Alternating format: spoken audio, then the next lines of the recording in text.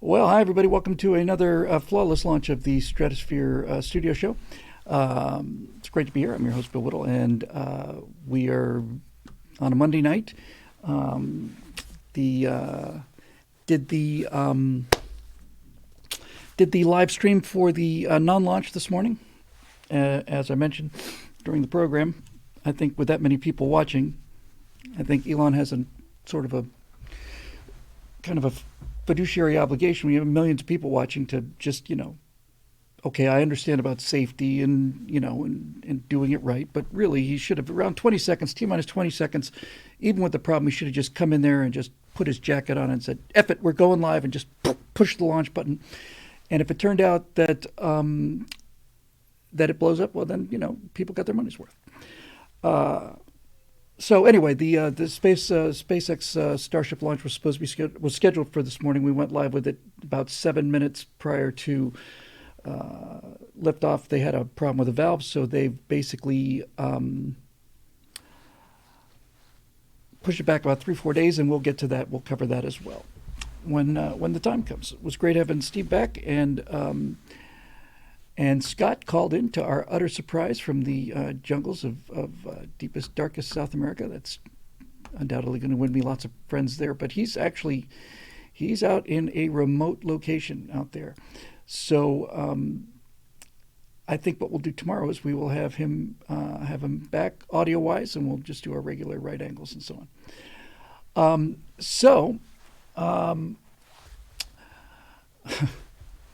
George says it's a convenient excuse to reschedule to 4:20. Yeah, I guess so. Anyway, it's good to be here. Good to see everybody. I did a little bit of work on some stuff that I'll show you. It took me a while to get it going, but I'll tell you, I sat down today for the first time to really start working on these assets for the Last Man on the Moon thing, which I am going to name. I've decided. I'll still call it Last Man on the Moon. But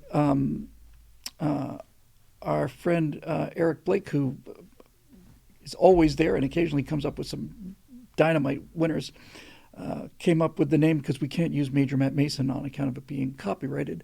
However, thank you, Don.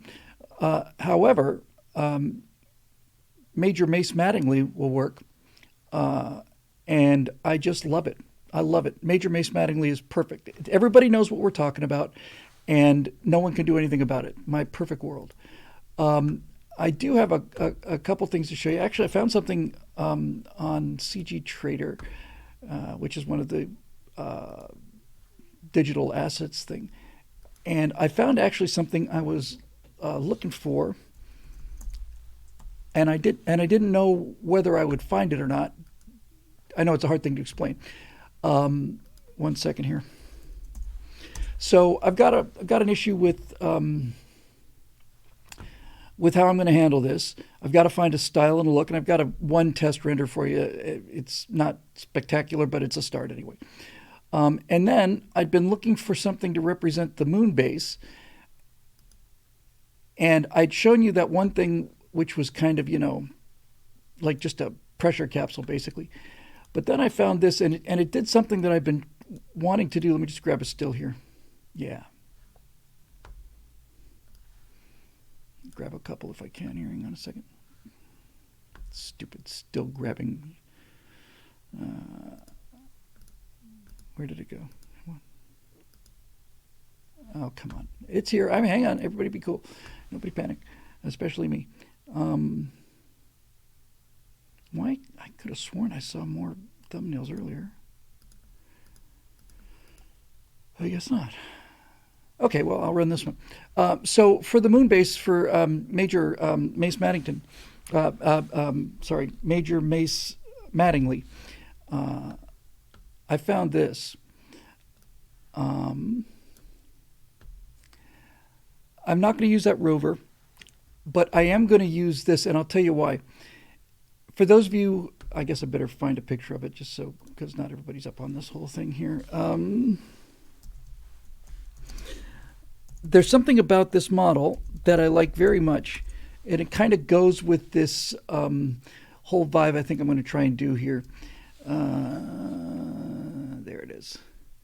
So in order to understand why this particular asset is appealing to me, let me show you. That's so cool. Hang on. Yeah, that's what I want. Okay. So, actually, that's not what I want. That's what I want. So check it out. So this is the Major Matt Mason's iconic space station, which I have spent a great deal of my life with. As soon as this thing comes up, there it is. So here's the Major Matt Mason space. Wow. There it is. And you'll notice it's comprised of a, what is that, a hexagon or an octagon? Can't quite tell. It looks like it's a hexagon. And these panels unfold. And if you look at the model on the right, it's got a similar kind of a rotary thing there. And so one of the things that I'm going to be doing, just to tie it into Major Matt, I'm sorry, I can't say Major Matt Mason. I can't even say what I just said. Tying it into a Major Mace Mattingly is to kind of constantly reference back to the toy. And if you look at the actual render on the right, the relatively high quality one, you can see that it's got those kind of sectional sides. So what I'm going to do is I'm going to take the round part on the right and get rid of this guy here. I'm going to take the round part on the right and I'm going to put it on girders. I'm going to raise it up. I'm going to put it on girders and I'll have and once that thing is on girders and I have a beacon on the top, people will get it. So one of the things that that I'm trying to do here is to say that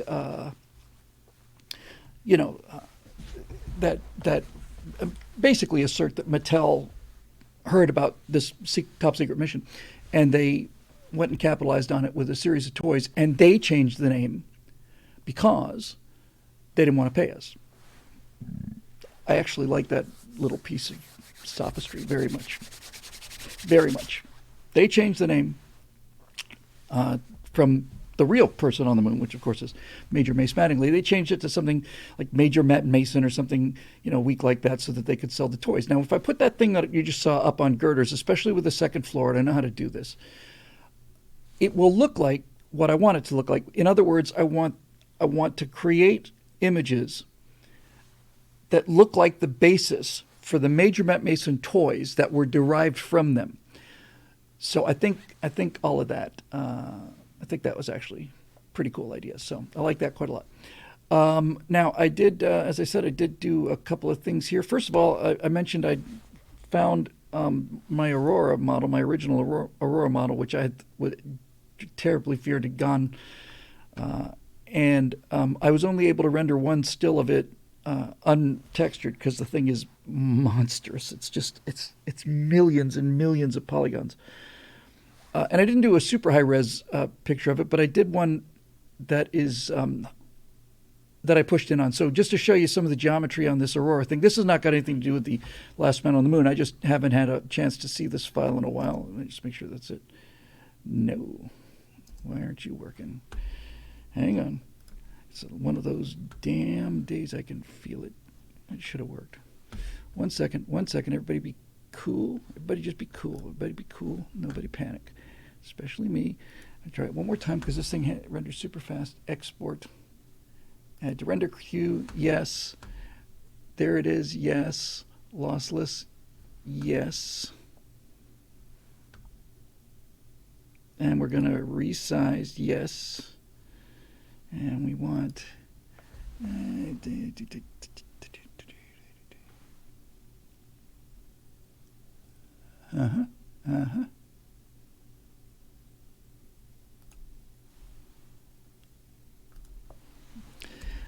I just want whoop.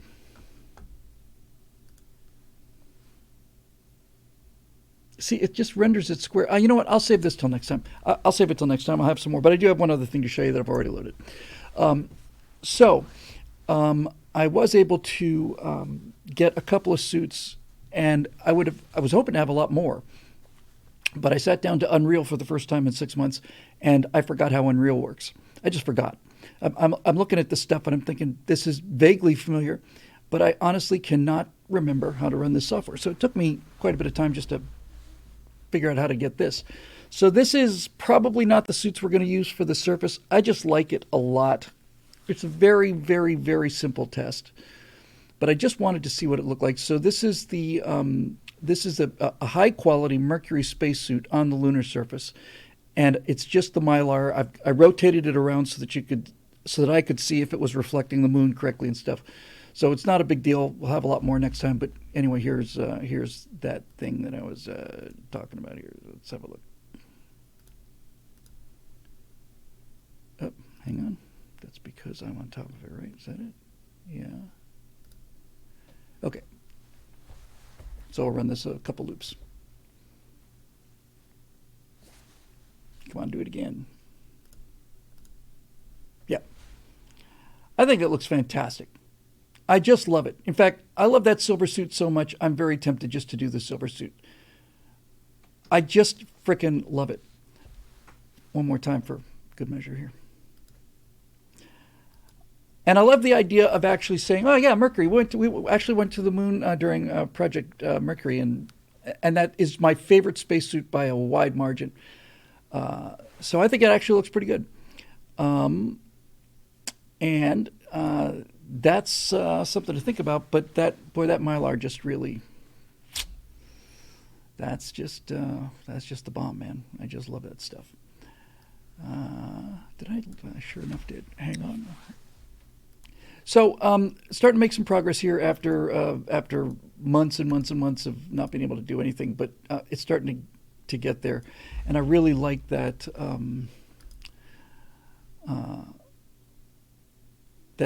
Mylar suit very much. Okay, that's what I was looking for. Sorry. Okay, you can go away. So there's that, and it's just such a badass suit, you know. I've got, I think I can show you a still of this too, if you'll pardon the pause here. So this is the suit that I think I'm going to probably go with. I just downloaded it a couple hours ago, so it should be fairly handy given my sales purchases. Let's see here. Come on. Yep. Here we go. Hang on. So I showed this before, but I'm going to just show it one more time because it's kind of cool. This is what I was thinking we would use for the Major Matt Mason suit. I'm sorry, the Major Mace Mattingly suit. And I'm still inclined to want to do this. I showed that before. Yeah. So I think that looks wicked cool. And I'll see how that works on the moon, on the lunar surface, I mean. But I like the Mylar so much, I'm actually thinking that maybe when they're inside the station, they'll wear that, and they'll wear those suits when they go out on moonwalks. I know for a certain fact they're going to wear the Mylar when they go into the suspended animation tube. That's a absolute requirement. So I don't know. I'm having fun, and that's one thing. It's like that's how things actually get done for me, is when I'm having fun with them and not just having fun for the sake of fun, but finding like a new way to do it. A lot of people like the silver Mylar thing as well.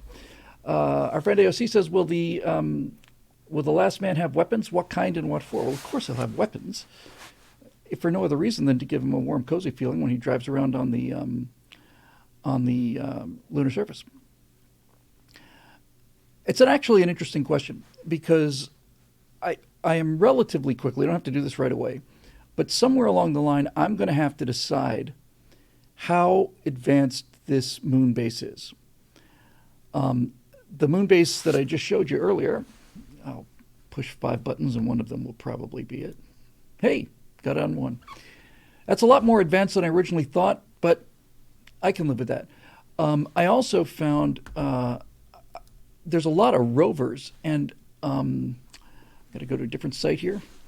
And so for the rovers, again, I didn't want to use anything that I can use on the colonies, and I wanted something that had a retro look. So let me see if I can find this still real fast. And I can end up just using all of this stuff. So they found one that looked like, yeah, this looks like a 1960s rover concept. Let me find it. I'll eventually find it. And it's ugly, and that's okay. I'll probably put on my rover spectacles here. I'll probably make things go a little faster.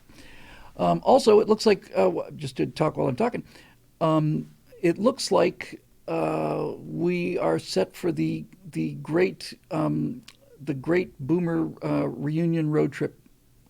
Looks like it's going to be happening, and I haven't bought the tickets yet, but I'm getting very close to it. It looks like we will probably be there. I've got a final check on the itinerary. I don't want anybody to go to the bank on this yet, but it looks like we will be there at the Air Force Museum either a week from this coming Saturday or Sunday. And I will know the details of that very shortly, and I'll post those. Is this it?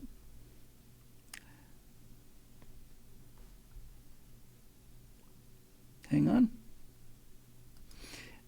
It doesn't ring a bell. Actually, no. How about on CG Trader? Sorry about the delay. However, yeah, let's try this. I like it because it looks 1960s. All I have to do is find it. And I'd love to get your take on it. Is it no? I should probably put it in my wish list somewhere. Let's see. But I've got the assets, so now, and compared to the rest of there it is. Compared to the rest of the stuff, this should actually be relatively easy. So tell me if this has got the right feel for you for a 1966 moon rover that was brought up to the surface here. And, thinking about using this. Hey, look at that. I just think that looks very primitive and very kind of NASA original artwork cool. Somebody said we just lost the Twitch stream. Is that true? There we go. Looks like it's there. So yeah, I think that's cool looking. And for some reason I can't understand, the spherical pressure chamber is not attached to the back. So I guess that means that the entire stuff on the back is just machinery. And the more I think about that, the better I like it, because now that sphere is more or less the size of the lunar module. And I just think it looks really, it's a damn good model too. It's just a lot of detail in there and stuff. So we'll scuff it up and we'll get it a little dirtier and see what we can do with it. So it's starting to come together. I'm still searching for, I need to make sure that base is not the same one as the Hab from The Martian. I don't think that one that I showed was from The Martian. It didn't say that was from The Martian. Let me double check it, because you're right. That would be a bit of a problem here. Ah, golly. Well, you know what? I'll check that. Oh, here it is. Hang on. No. I'll check it. Now I'm just losing my mind because I want to find all this stuff and just got it right here. All right, last chance. This is like the most unbelievably awful feeling in the world. This sense of like, oh, come on. And the more you do it, the more lost you become. My sales analytics wish list.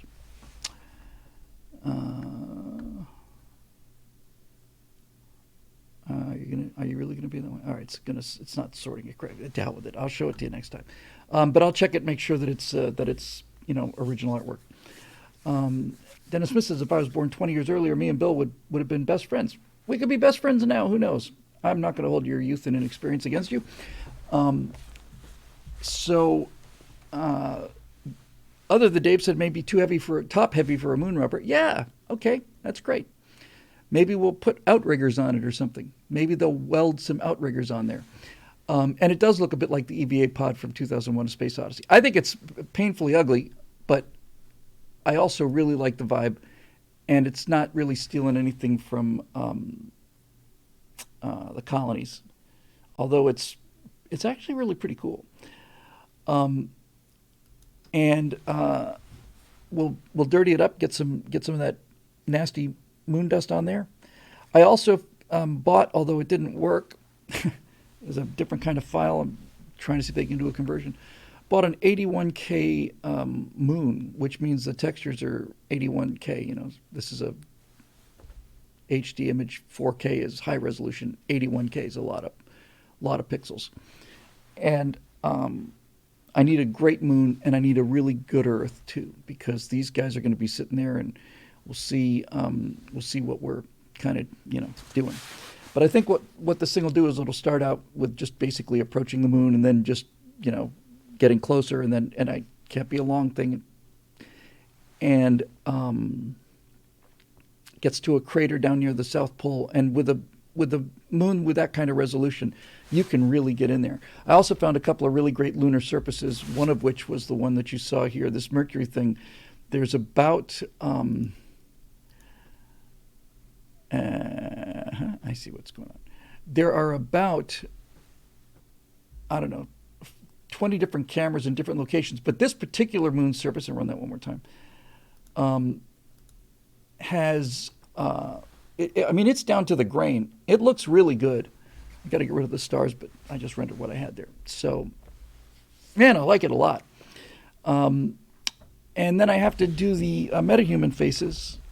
I've got one that's pretty close to my face. I don't know whether I should use that for me or not. I kind of think about it, maybe. Sad Wings Racing has a great idea. Just put dual sets of wheels on it. I can just duplicate the wheels, spread them out a little bit, give it a little wider stance. But that's actually coming together, so that's good news. I saw, as we were launching this flawless production, flawlessly, somebody had said that they had seen the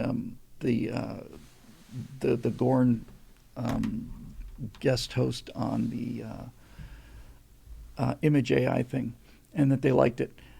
Because I did an hour and a 5-minute version of the Gorn first for members only show. Our backstage show's about an hour, generally speaking. We just, rap about things, man.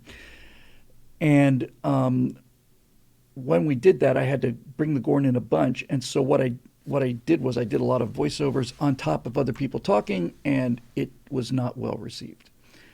The Gorn identity, love it. Not well received. So I was really camera shy about that. But the one that went out was more or less what I had in mind, and I was actually pretty happy with it. I thought it was spectacular. And I loved the captions. Those were really fun. I was talking about that last time about, it's fun to be able to just write jokes. I just got a bunch of those renders, and I just thought, all right, what's this one? If that were a real picture, what would that be about? He did have a bad attitude. You would have a bad attitude too if the entire rest of the universe was filled with inferior beings. But anyway, I had a lot of fun with it, so that was great. Okay, so I think what we'll do is we'll probably do some questions and see. Thank you very much, Swen. I appreciate it. See how we can do on those things. I've got. I don't have a place to go. I'll be here. But I do have notes to do on episode 9 of the Cold War, which is my all-time favorite, Cloak and Daggers. It's the only episode that's an hour and a half. It's essentially 2 episodes. So there. Somebody asked about the weapons.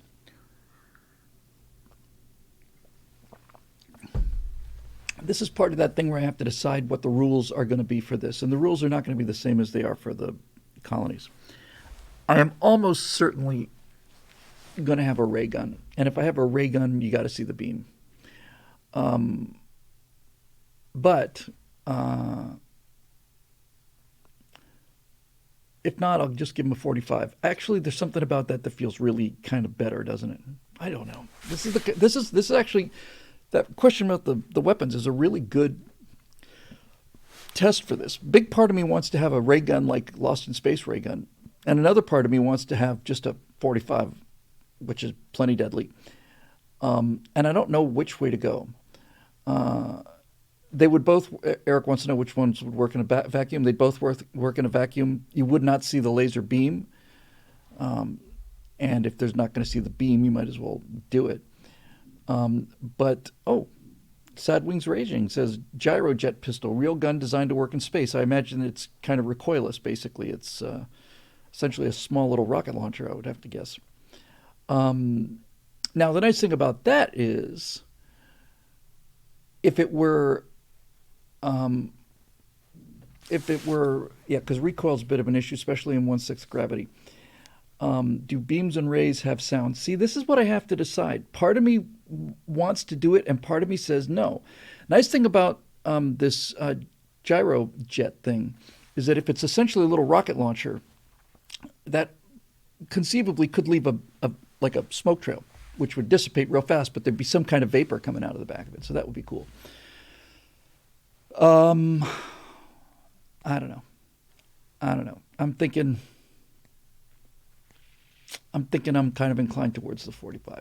Regular gun would work just fine in space. Yes, the oxidizer is built into the gunpowder, actually, so it'll work in space. It'll work underwater and all of that. So I don't know. And then on the other hand, I just like the laser beam. I think I'll probably go with the gun. Still trying to figure out what to do with the Soviets. The Soviet moon lander is, and they built one. They only threw in the towel after that second N1 rocket blew up. But the Soviet, do you need an atmosphere for combustion and smoke? Says Marisha. You need one. You need oxygen for a combustion, but the oxygen's built into the gunpowder because it's a sealed cartridge, obviously. So that thing's not getting air even on the Earth. So yes, I know I definitely want to make it more realistic than Major Matt Mason, but at the same time, I don't know if I really want to be completely constrained to that. I don't know. I'm wrestling with it. Adam Bowman says, what did you think about the return of the Enterprise D? Haven't seen it yet. I'll take a look at it in a second. I was just going to go check on one thing. What the hell was we just talking about?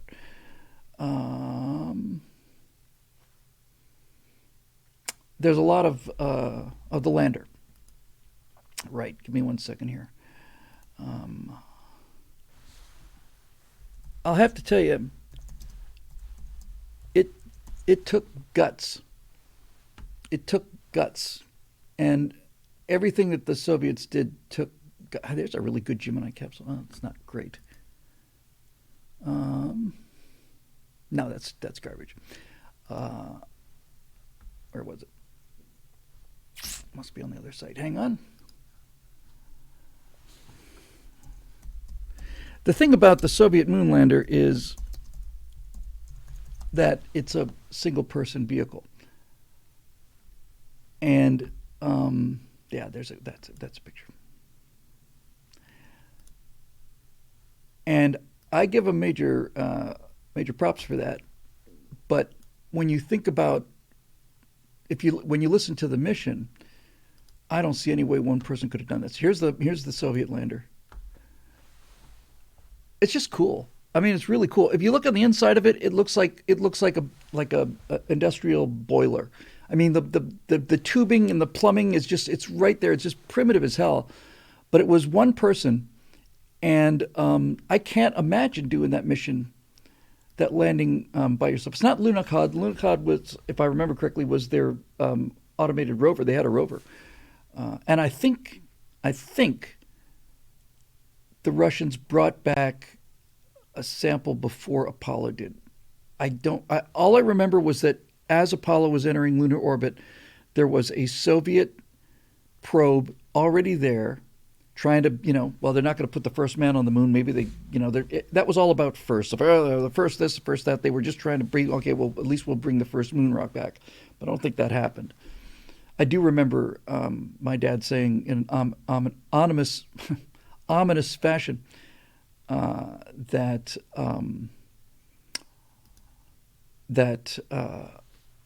if the Soviets tried anything against our Apollo guys, that'd be the other shoe dropping. Just love the idea that my dad's first thought about hearing that there were Russians orbiting the moon as our Apollo guys were going was that they were planning some sort of torpedo or something, which I wouldn't put past them actually. Yeah, that's about it. Um, Fiery Waco says, amongst our weaponry are such diverse elements as lasers. We have three main weapons: lasers, 45s, M16s, and four main weapons: lasers, 45s, M16s, and bazookas. Yeah. So anyway, they certainly landed. Eric said the Russians just shot something at the moon. It crashed. They were the first thing on the moon. That's absolutely true. The first Russian probe to land on the moon landed. It was actually a small sphere, and it had it was a bit like a grenade. It was that's what it was. It was a small sphere, and it had hammer and sickle things, and it was designed to fracture. So they ran this thing into the lunar surface real fast, and the thing apparently just went and shot, I don't know, 12 of these discs some incredible distance. That'd be worth finding, actually. That really would be cool. Yeah, and GK Masterson says in space you're going to get a lot more range. You're not going to get drop, and you're not going to get, you're not going to get. I'm wondering how far that bullet would go because you don't get any atmospheric drag. It's an interesting question to see if you could shoot. Clearly, could you shoot a bullet into orbit?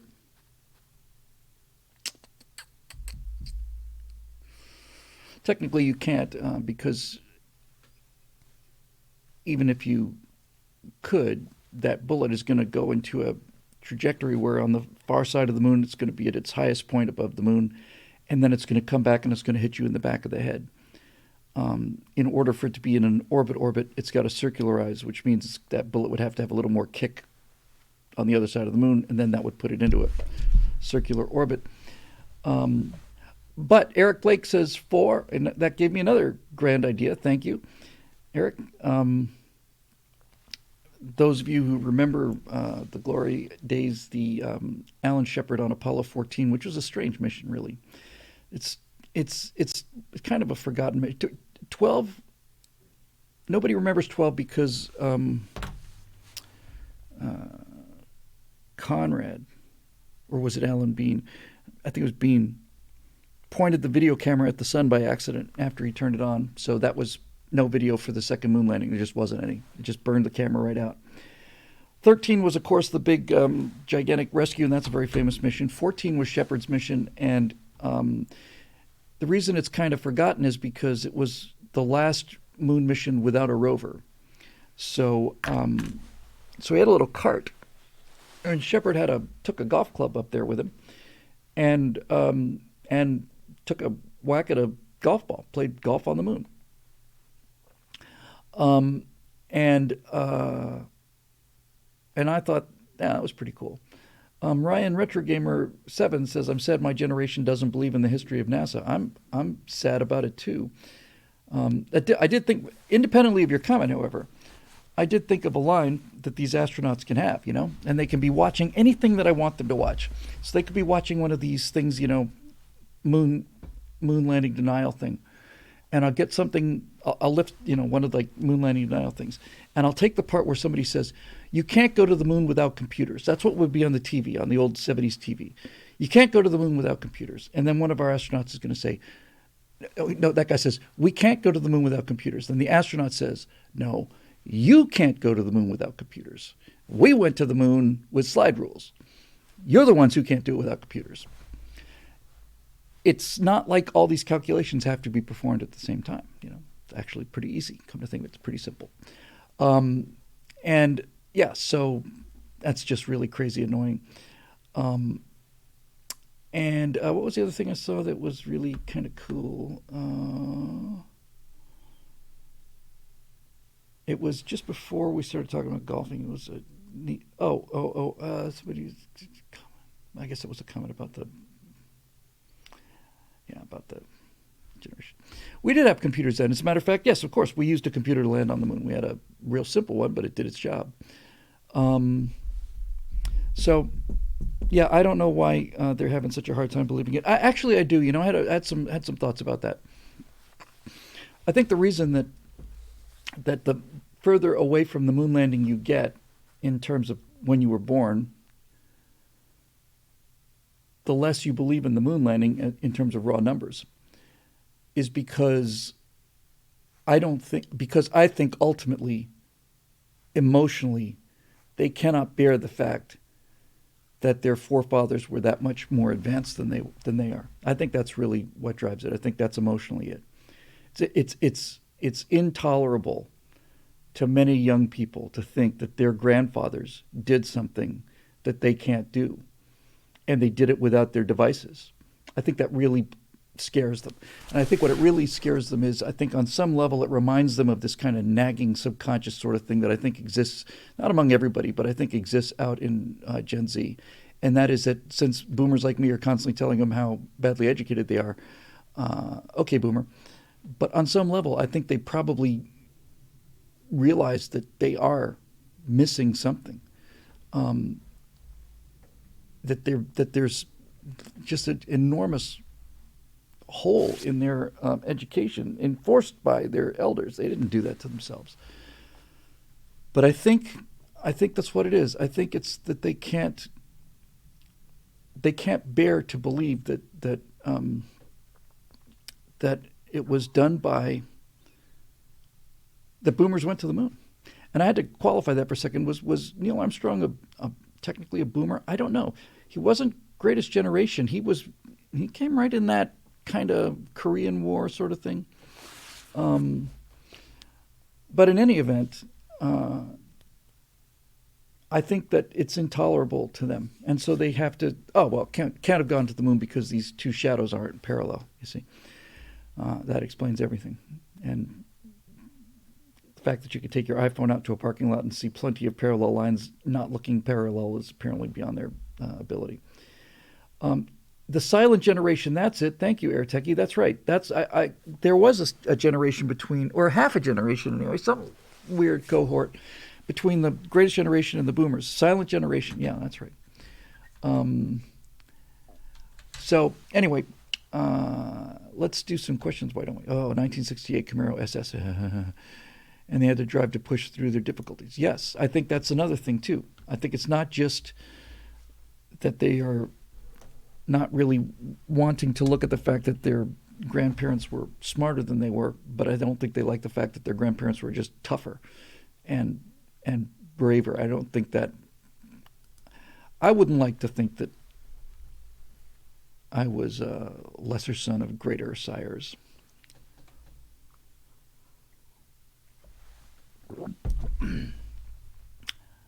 All right, so let's see here. We'll get let's get some questions at long last, some questions answered on this question answer show.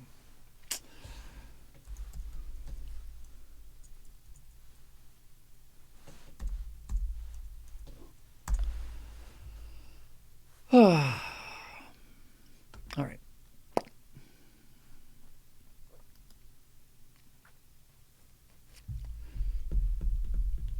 So I think somebody said episode 5 is up on Cold War now, or 6. I know that the producer asked me to get these notes in on episode 9. I'm about 2/3 of the way through episode 9, and I have 250 notes. It's not an exaggeration. I counted them somewhere right around 250 notes. It's a lot of notes, man. Reform.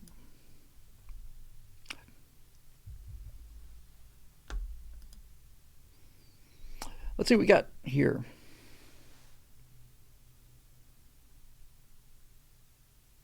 Come on, you beast.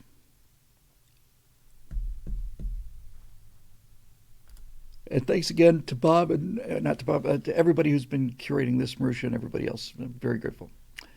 All right, GK Masterson. I saw this come in not too long ago, and shortly. Let me rephrase that. I saw this several days ago, and I'm glad it's here. And I'm glad to get a chance to answer something from GK and Eric and Marusha and all the rest of the regulars here. So from GK Masterson, hey Bill, do you think that movies and TV are going to continue to dominate cultural storytelling narrative setting, or do you think that gaming, especially online gaming, will eventually outstrip those particular forms of media? Great question. I don't think that computer gaming is ever going to tell a story. It can't.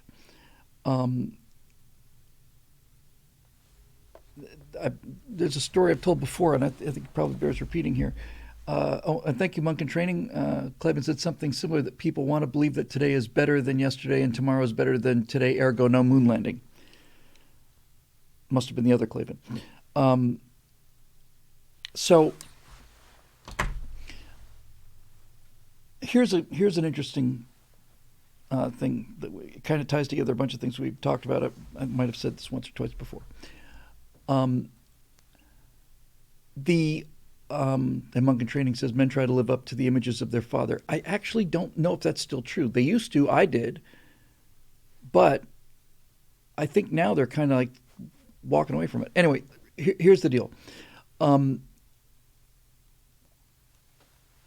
When I was at the University of Florida as a in the theater department, and virtually everybody was there to be actors, but I was there to be a writer.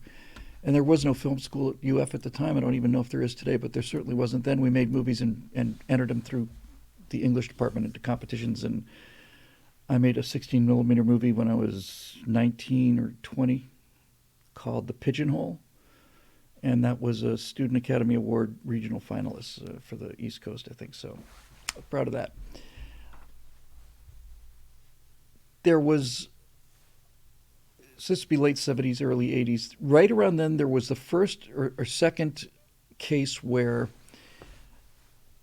they had, in a movie theater, the ability for the audience to vote on what happens next.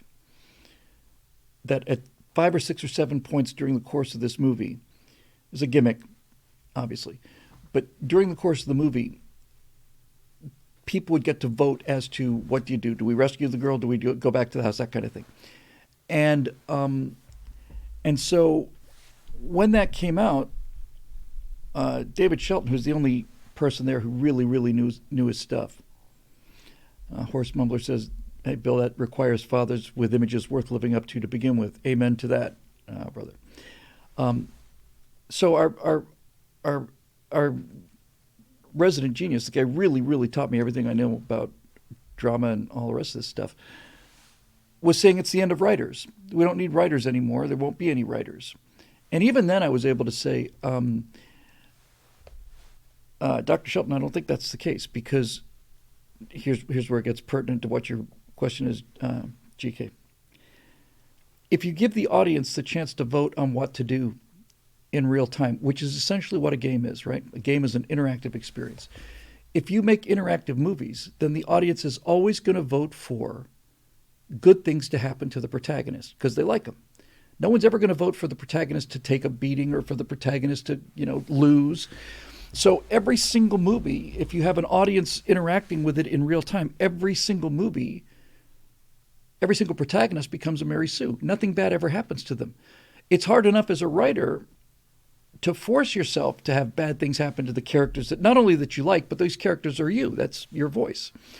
And so they're never going to be replacing writers because audiences need to be taken places where they don't want to go. That's how it works. It's a really important point.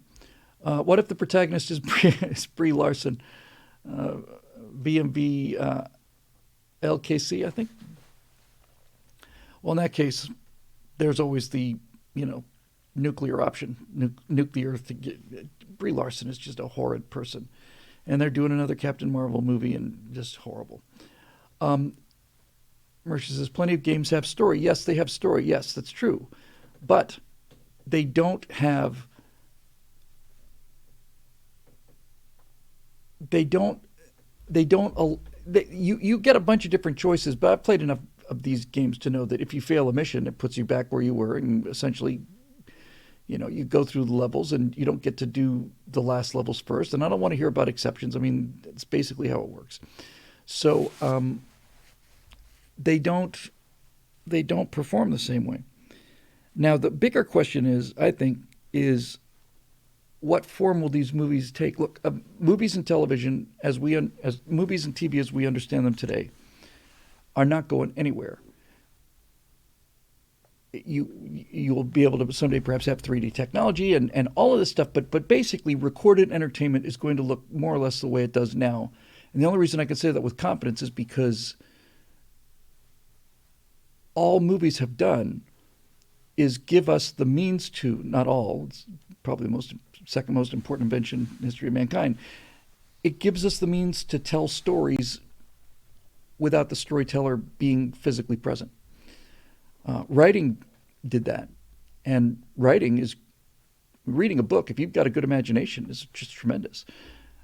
And some books suffer when you put them into movies because basically your imagination's working better than the people on the movie. However, on a half decent movie, your imagination simply cannot keep up with it. And I don't even think, let's take the obvious example. So Tolkien developed this incredible world, right? All these details. It's all coherent. We all know who Tolkien is. I believe that if Tolkien were to sit down and watch the Lord of the Rings movies, I think he'd be blown away. I really do. I think he'd just be blown away because those movies are such brilliant collaborations. I think the reason he'd be blown away is because it's definitely his story. But Tolkien was a linguist. He wasn't an art director. He wasn't a set designer. He wasn't, a casting director.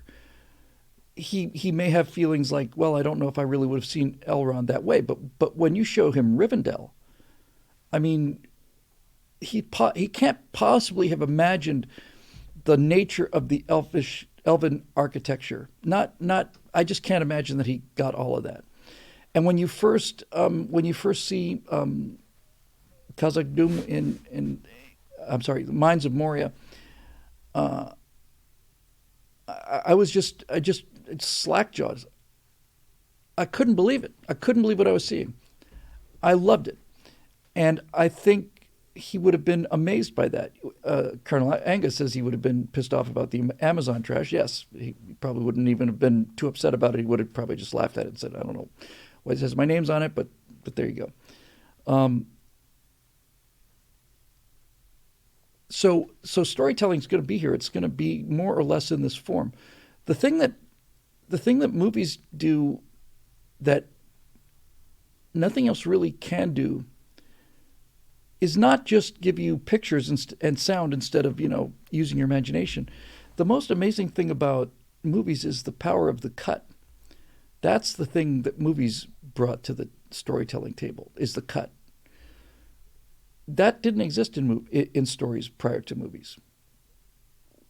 I just don't think it was possible.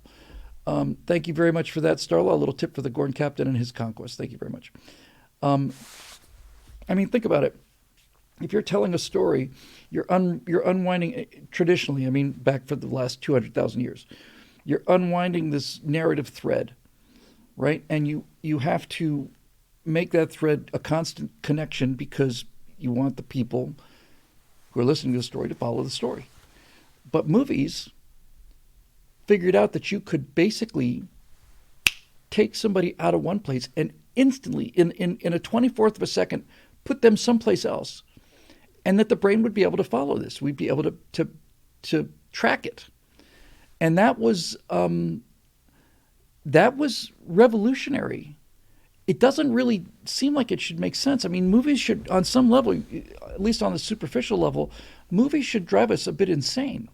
You could make the case that if humans first saw movies, they just would have gone insane. It's like, I'm in a living room, now I'm outside. It's like, there's no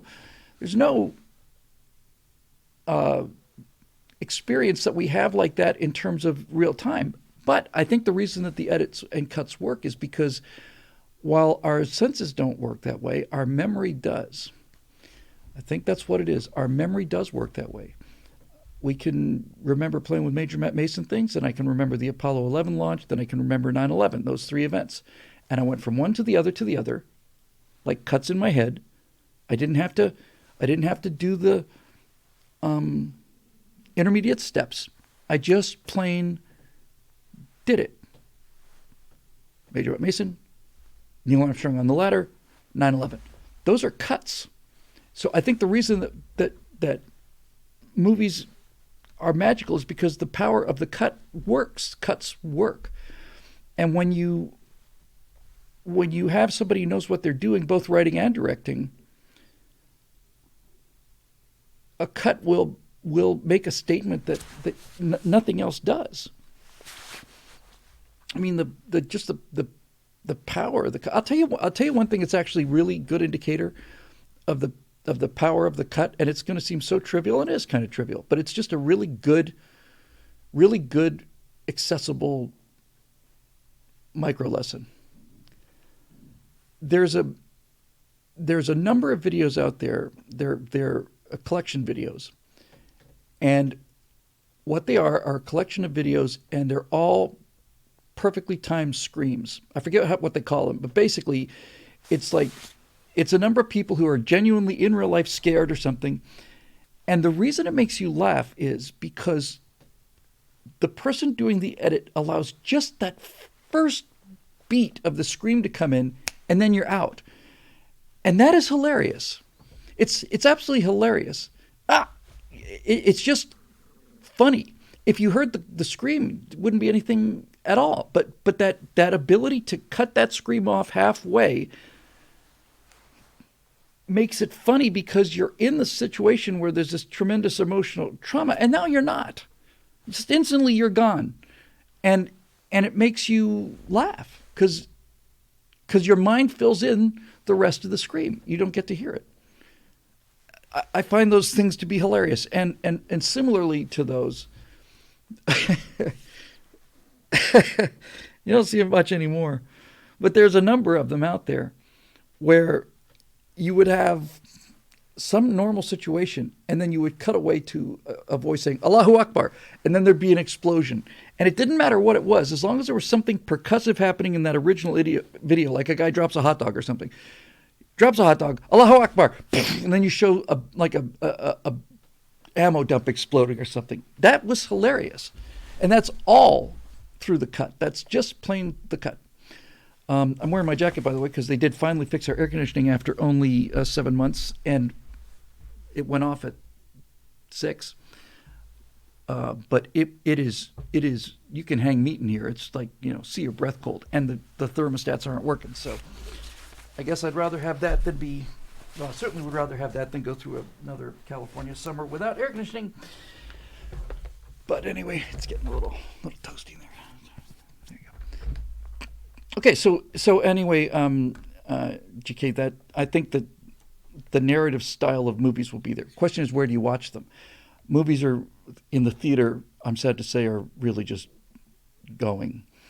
COVID really helped push this along.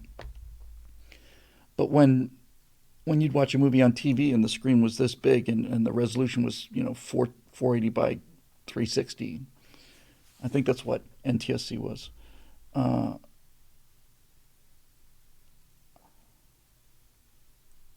And the sound is coming from that tiny little speaker, then there's a good reason to go see a movie, especially a big blockbuster movie. But now with home theaters and the sound, the surround sound, and all the rest of that stuff, it's just so close that there's very little reason to go out there. And that's a real shame because a movie watching movies a communal experience. If you watch Raiders of the Lost Ark at home, you'll have a very different and much worse experience than watching Raiders of the Lost Ark in a movie theater with a packed room full of people who've never seen it before. And I did that. I was in a movie theater, watched Raiders of the Lost Ark. I didn't think I would like it going into it because it looked kind of like, I don't know, what is this, historical kind of stuff? Wasn't science fiction, so I was like, oh, that's probably not going to be great. You get in there and it's like, what? I knew what he was doing with Raiders of the Lost Ark right immediately after he escapes the big rolling rock when he's trying to steal the idol. When I saw when I saw the map and then that line of the route that was taken, I said, okay, I got it. Once they showed me that map with the line, I realized, okay, this is a early 40s movie, and it's the early 40s, and he's going to do it in the early 40s, so I'm on board completely. And I have seen, let me think about these top three. One, two. Yeah. I think the three most energetic crowd reaction scenes I've ever seen are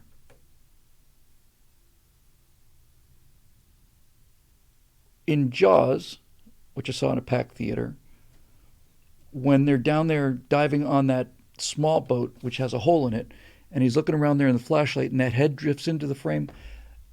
That audience left their chairs. I mean, you could actually almost feel the vibration, people just literally jumping out of their skin. That scared people more than anything I've ever seen. And when that happened, and it's not a climax of the movie, it's not at all. That's why it's so scary. Deserted boat, right? And the shark has been there because there's a big hole in it. And then he's looking in, and this head just floats into frame. And I thought, oh dear God, that scared the Jesus out of me. That was an electric moment.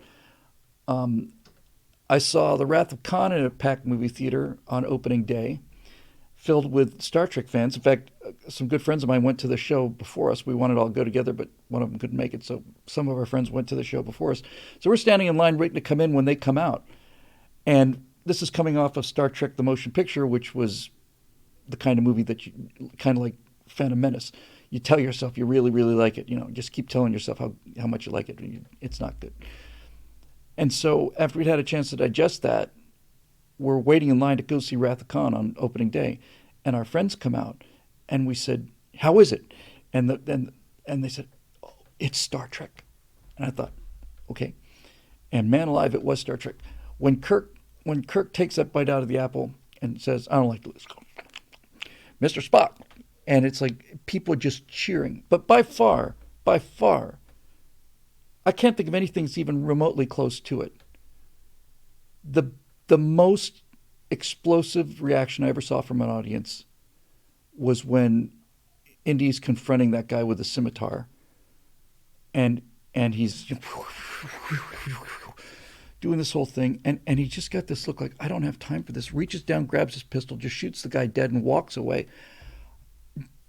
That movie theater came out of their chairs over that. They just came out of their chairs. I mean, people were just standing up, cheering for that.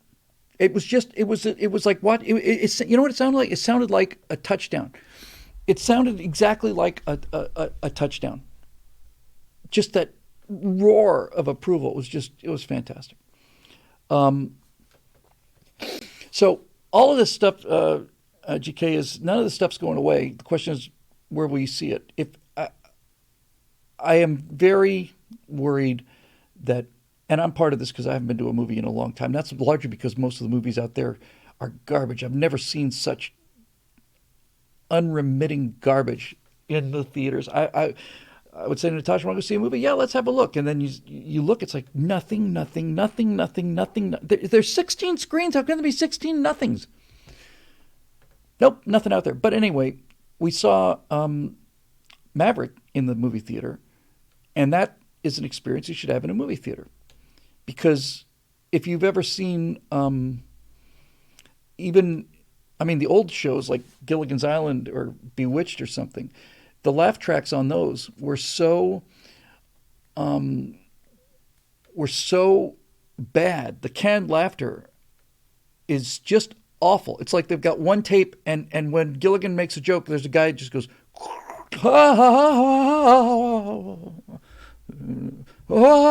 they're terrible. Terrible. They used to call that sweetening. It was Desi Arnaz who invented the sitcom. He invented it. And Gilligan's Island is not a sitcom, neither is Bewitched. Oh, I guess Bewitched might be. Desi Arnaz had an incredibly talented wife, and Lucille Ball was only really good when she was interacting with that audience. She was not a nice person. I've never seen her interviewed where I didn't think, oh, she's just a nasty, mean-looking person. But Lucille Ball had incredible comic timing, and especially knew exactly how long to hold an expression to keep the audience going. She had just an uncanny ability to just dial that in. She would hold a face or an expression or a reaction or something perfectly long enough so that this thing would peak, and never ever ever did she go past that maximum laugh when she let it go. So here's Desi Arnaz's problem. He's pitching the show. It's got a Cuban lead in it. That was really, really revolutionary, and damn near didn't get the show produced because they wanted Lucy to have an American husband. And she said, we're doing the show with my husband, or we're not going to do it. And so they took a chance on Ricky Ricardo. And Desi was a great straight man. He really was. That's a thankless job. But Desi Arnaz was a genius. And he realized that his problem is, I've got my wife who's got the best comic timing ever, who's able to read an audience better than anyone, and I cannot film her without an audience. Can't do it. The way movies work are you just sit there. If you're an actor on a movie, you simply sit in your dressing room for 2 hours while they relight the next scene and get the set. You just sit there and do nothing. Then they call you in, and there's a whole bunch of hoopla. Do your lines, and you get 5 takes, and you're done. Now it's time to set up the next setup, and now you wait for another 5 hours. And that's how they were shooting things like Leave It to Beaver and all the rest of that stuff. They would just shoot it like a movie. And okay, everybody ready, settle, and okay, so this will be the close-up, take 6, snap, and off you go. And Desi realized that he wouldn't have a show, and his wife would bomb without an audience. So now he's got a practical problem.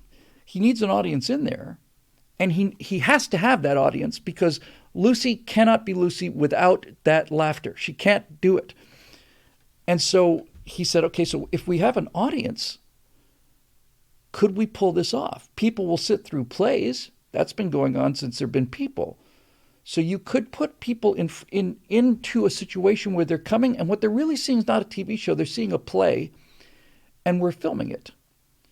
And then somebody says, well, that sounds great, Desi, but the problem is, the way we shoot movies is we set up the camera, we do a 2-shot, then we go and we do Desi's reversal, and then we go and take the same camera, do Lucy's reversal. We do it all in one camera. And Desi said, well, we can't do that. We can't play the scene 4 times. Number one, the audience isn't going to laugh on the second 2. And number 2, they're not going to sit and watch the show 4 times. We just can't do it. And he was the one who said, why don't we get 3 cameras in there? And why don't we get 3 cameras in there? And since we need a lot of coverage, those 3 cameras are going to have to be choreographed. CP Tome says it was 4 cameras. I thought it was 3. It might be 4. So when I was at doing the Cheer stuff, and I got invited to a number of screenings, just regular sitting there in the audience with everybody else.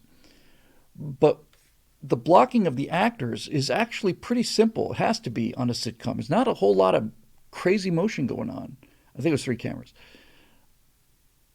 But the cameras are moving like crazy. You get this one camera just pushes in, and it's like, oh, okay, so here comes Lilith through the door. And the second that they got that shot, this guy just hauls this thing back and rotates it around, and he's getting ready for Cliff to come out of the bathroom. The blocking for the cameras was crazy tough. And when I watched the live show, and if you've ever been to, it doesn't have to be Cheers, if you've ever been to a sitcom, you realize that they probably can go 4 or 5 minutes without some kind of mistake. And then they'll just do that. They'll just pick up the play from that point. They never, ever go backwards. That's another handicap, by the way. Obviously, if you've got a show like Cheers, you would shoot all of the stuff in Sam's office first, and then you'd move the cameras over to the bar, right? But you can't do it that way. If an audience has to see the bar, Sam's office, then back to the bar again. they'll wait a little bit, but they can't wait too long. They can't let them cool down. So Desi Arnaz just figured it all out. And one of the things that Desi did to figure it out was he kept that set simple. That I Love Lucy, with obviously a few exceptions, and some of them being classics like the Chocolate Assembly Line. But that entire show is the most popular show in television. You could make a case it was the most popular show in history ever in terms of audience share. That show happens in that living room. It just happens in the living room. And same for Cheers. And same for Friends. Friends happens in the apartment and to some degree at the cafe.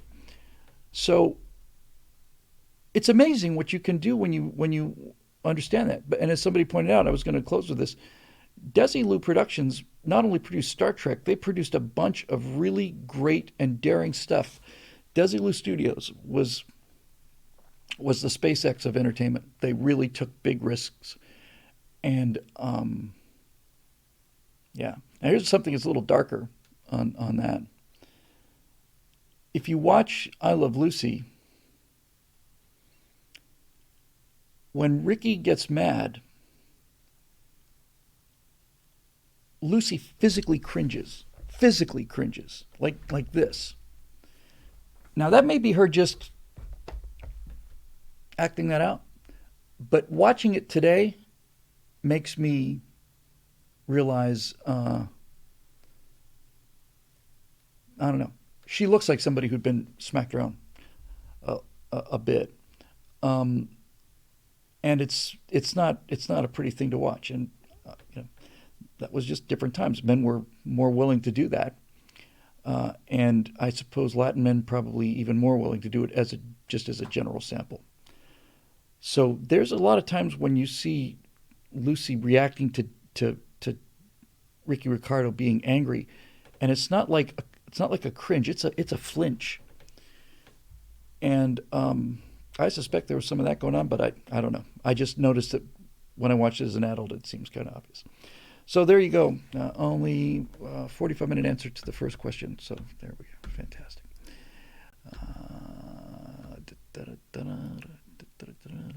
Okay, let's see.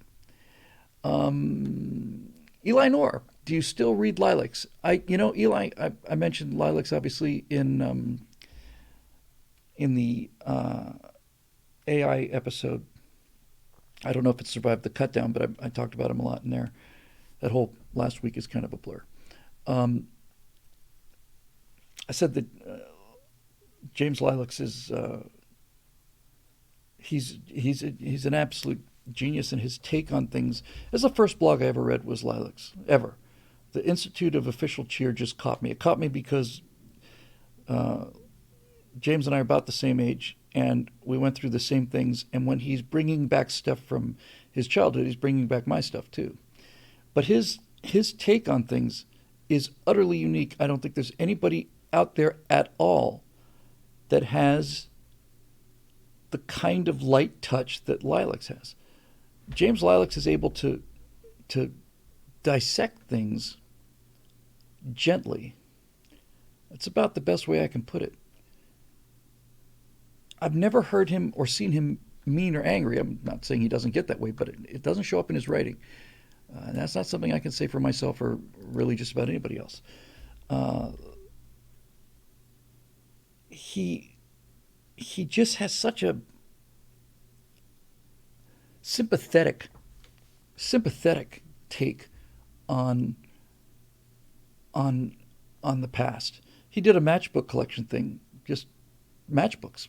People smoked all the time, so there were, you go to a bar, you go to a hotel, and you had cardboard matchbooks with the name of the hotel on it. It was pretty effective advertising. And Lilacs has a collection of these. He's got collections of postcards, all the rest of it. So he was doing his favorite matchbooks, and he would write them.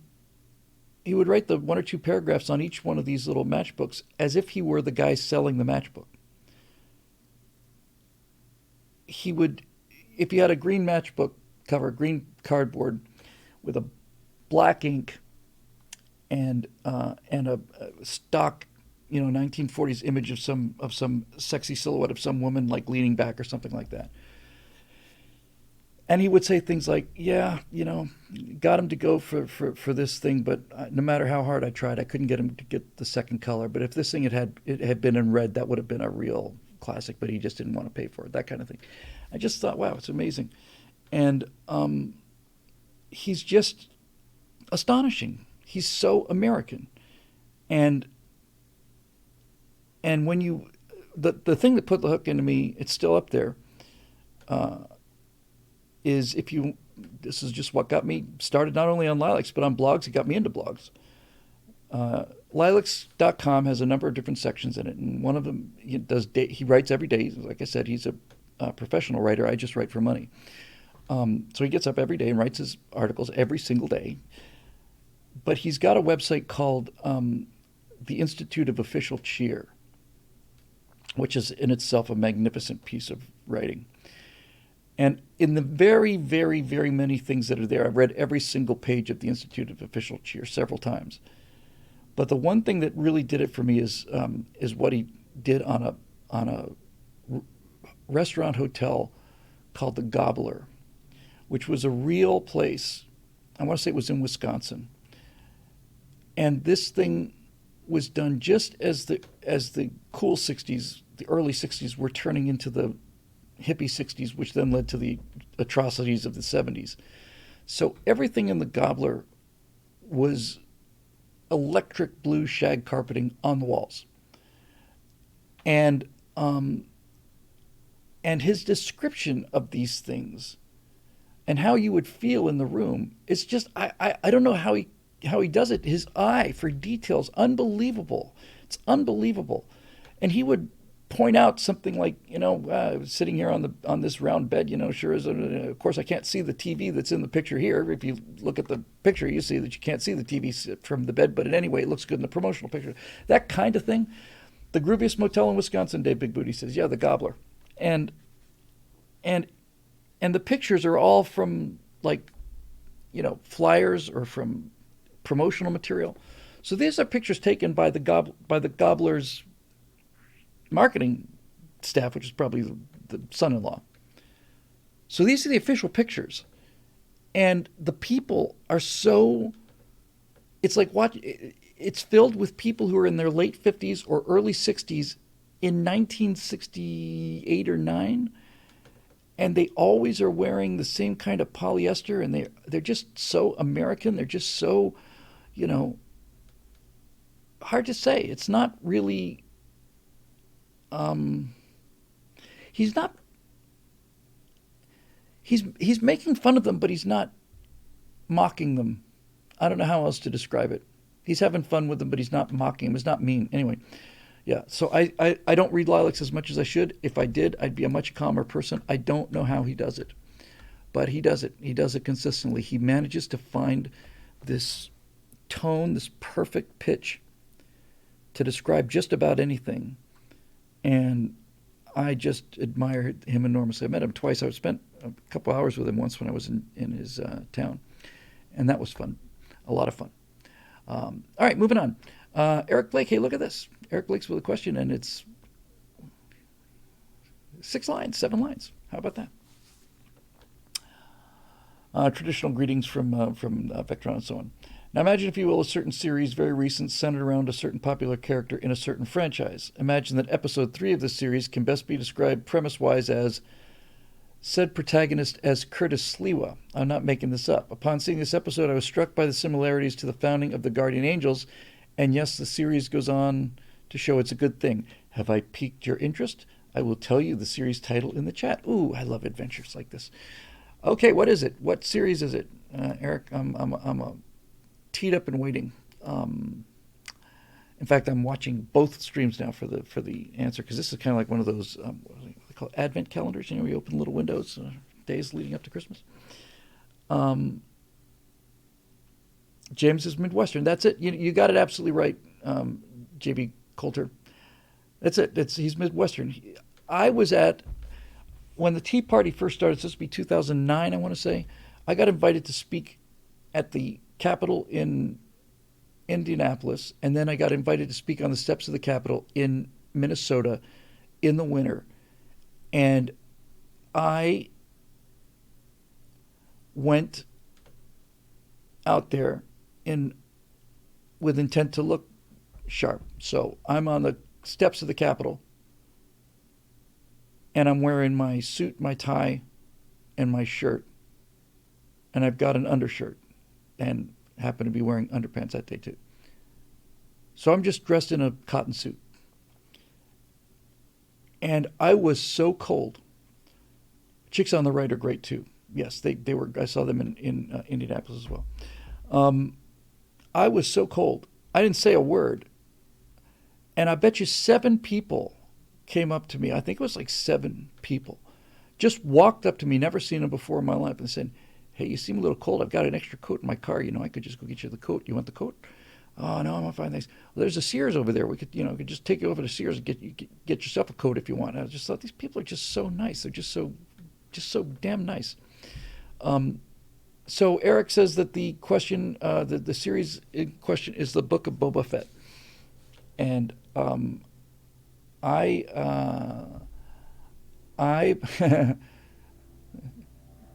Eric writes, "I swear if Bill forgets to look at my answer in the chat because he saw a squirrel on the YouTube chat." Saw a squirrel in the chat is, again, Eric, you're just out of the park. That's what I do. I'm on a subject and I'll see a squirrel. That's perfect. It's perfect. It's a perfect description. I can't go any further on the Book of Boba Fett because I haven't seen the Book of Boba Fett. But Curtis Lewa is a hero of mine. And to think that he was running for mayor of New York City, it would have been a whole different town. I talk about him quite a lot for a while there. Curtis Lewa, really exceptional guy. Founder of the Guardian Angels, and he was basically using criminals he took, in the mid to late 70s, the New York subway was unrideable. In those days, my dad was wrapping up his career in New York in those days, and he said, you cannot go past this street. You can't go here after this hour. He just said, this is just, I was probably 17 or 20 or 18, 19, somewhere there in New York. And if you went down to the subway, people would carry $20 bills in their pockets, in their front pockets, to give to the muggers so they didn't get hurt. It was just a racket. I mean, you're just getting mugged all the time. All of the subways were covered in graffiti. I mean, just you really need to see some pictures of it. In fact, I'll show you. And it was appalling, and it was dangerous. And the Democratic mayor said, "Well, there's nothing we can do about that. It's just the way it is." And before the people in New York took a wild risk and voted in Rudy Giuliani, who turned New York City from a jungle into Disneyland for the better part of 15 years. The only law that was out there was Curtis Lewa. Let me see if I can find this, just a picture here.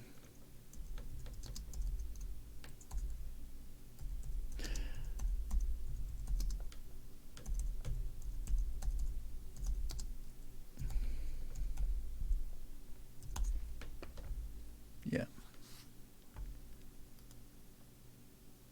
Yeah, this is actually the picture I had in mind. I got 2 of them here. It's really worth seeing. That one, and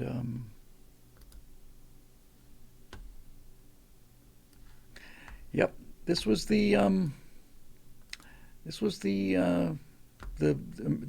primary, the center of the world, New York City. This is what the subway looked like when Curtis Lewa got there. Oh boy, that's bigger than. Hang on.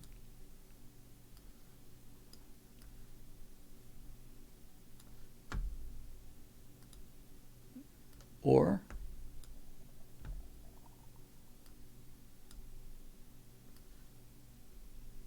isn't that nice? And when Rudy Giuliani and Bill Braxton got there, they said, we got to clean up the subways. And the people working for the subway said, well, I'm sorry, Mr. Mayor, 1/3 of the cars are just not operational, and 2/3 of the other cars have problems where some doors won't open, and we can't do a thing about the graffiti. It's just no way to get rid of it. So you're just going to have to work around that. And uh, Giuliani and Braxton said, no, they're all gonna work, and they're all gonna be clean. And they said it couldn't be done, so he did it. And that's where, from that point on, that's the broken windows policy. If you let small crimes go unpunished, like people pissing on the side of a building or something like that, then it becomes a signal that this is a lawless zone. Broken windows means you can do whatever you want to there. So once he started cracking down on the small crimes, the big crime realized, hey, it's time to go someplace else. Anyway, so when these subways were just murder and mugging pits, Sliwa was working at a McDonald's, and he was in the subway, and he just got sick of it. And he saw a bunch of these guys doing this mugging, and he followed him. He just followed him. And unarmed, he walked into the middle of this gang's headquarters and basically started lecturing these people and telling them that this was beneath them. He said, you're young men, you're supposed to protect these people, you're not supposed to prey on them. And that got their attention. And he was threatened, obviously, get out of here before we kill you, that kind of thing. He just stuck it out, man. And basically, it's not even that he shamed them into it, he inspired them into it. Sliwa basically took the people that were doing the mugging and turned them into the people that stopped the mugging. And that's a very important point. It's not like Sliwa found a bunch of good guys and put them in the subways to unarmed to guard the subways. It's that Sliwa took the bad guys and treated them as a father figure, which they didn't have. And he simply, that sounds great, Chris. He simply challenged them. So he goes in there and says, you can't do this. You just can't. You cannot beat up little old ladies and take their money. And these guys basically said, well, that's how we buy our drugs and make a living, and that's how we buy our hamburgers too. So, what do you want us to do? What are you going to give us in exchange if we go down there and start patrolling these things? And he said, you get a cap and you get a T-shirt. Not a cap, they got a beret. That's an important distinction, by the way. And what they found was not what Curtis found, because Curtis knew what he was doing. What these young men found, these predators, yeah. What they found was that when they went down there, obviously it takes a couple months for this to really spread, but you've got these people who look exactly like the muggers because that's what they used to be. And now whenever a train comes into a station, there's two of these guys, one on either side of each door on the subway, standing essentially at attention with their arms crossed, daring somebody to start mugging somebody or something. And these little old ladies who used to look at them in terror now look up at them and say, thank you, thank you. And this is the first positive affirmation that these guys have ever had in their lives. And it worked like magic. It just stopped. It just stopped because this one guy had the guts to go in there and do it. And to think that this guy could have also been mayor of New York. He got voted down not by the people who are suffering from crime. But I guarantee the people who live in high crime neighborhoods voted for Curtis Sliwa. The people who elected the current mayor are the liberals, white liberals in the skyscrapers who never have to deal with this stuff. Eric says Frank Miller also used Curtis Sliwa's story for Batman in The Dark Knight Returns. So Curtis Sliwa is great. Now, I can't comment on Book of Boba Fett because I haven't seen it, but if it's anything like the Sliwa story, obviously that's one of my all-time favorites. Ian Nolan. Bill, just a thought for your Major Mace Mattingly, I think, show idea. Consider what type of reactor is actually powering this whole thing. The original thorium molten salt reactor was actually prototyped as part of the aircraft nuclear reactor program back in the early 1960s. Ian, if I had a gold star to hand out, I would pin it to the screen right now. J.B. Coulter with a big line here. She says, they got a beret, a T-shirt, and dignity, yes, and respect which they earned, yes. That's exactly what they got. They got They got dignity, they got self-respect, they got positive affirmation, and he appealed to the men in them, and some there were some girls too. He said, "Be a man, do the right thing," and not all of them did, obviously, but enough of them did, and they just changed all their lives. Not just the lives of the people riding the subway, the people who became guardian angels. Those people went on to become pillars of society. He's a freaking hero. Should be a gigantic statue to him in every city in the world. So anyway, back to that question. Yes. When we were talking about this, I was saying, "Oh, do you want to see the power source, the reactor room?" And they open up, and Chris Goodwin there says he started modeling a reactor in Blender for fun. So can't wait to see that link. But what they were doing in the 50s and 60s. So you had a nuclear weapon deployed in 1945. Manhattan Project is working from about 1943, I want to say, maybe a little bit later. But the first operational reactor was it Fermi? It was at the University of Chicago. They basically took something that looked like a kiln, surrounded it with these lead bricks, put uranium in there, and it was the first controlled chain reaction. And for pretty much all of the 50s, the atoms were your friend. In fact, there was a 16 millimeter film called "Mr. Atom is Your Friend," something like that. And atomic power was just going to be endless free power for everybody, which is what it can be, and in fact is, if you treat it with respect and you're not a, and you're not a hysteric about it. Was it graphite? Thank you, Astronaut. I learned a lot from these things. So by the time you get to the mid 50s, late 50s, early 60s, people are saying, well, damn, why don't we just use this stuff forever? So obviously nuclear submarines were not only a success, they were the breakout success. They're the single most important weapon in the world today. Ever since they put missiles on submarines, nuclear submarines, that's the weapon.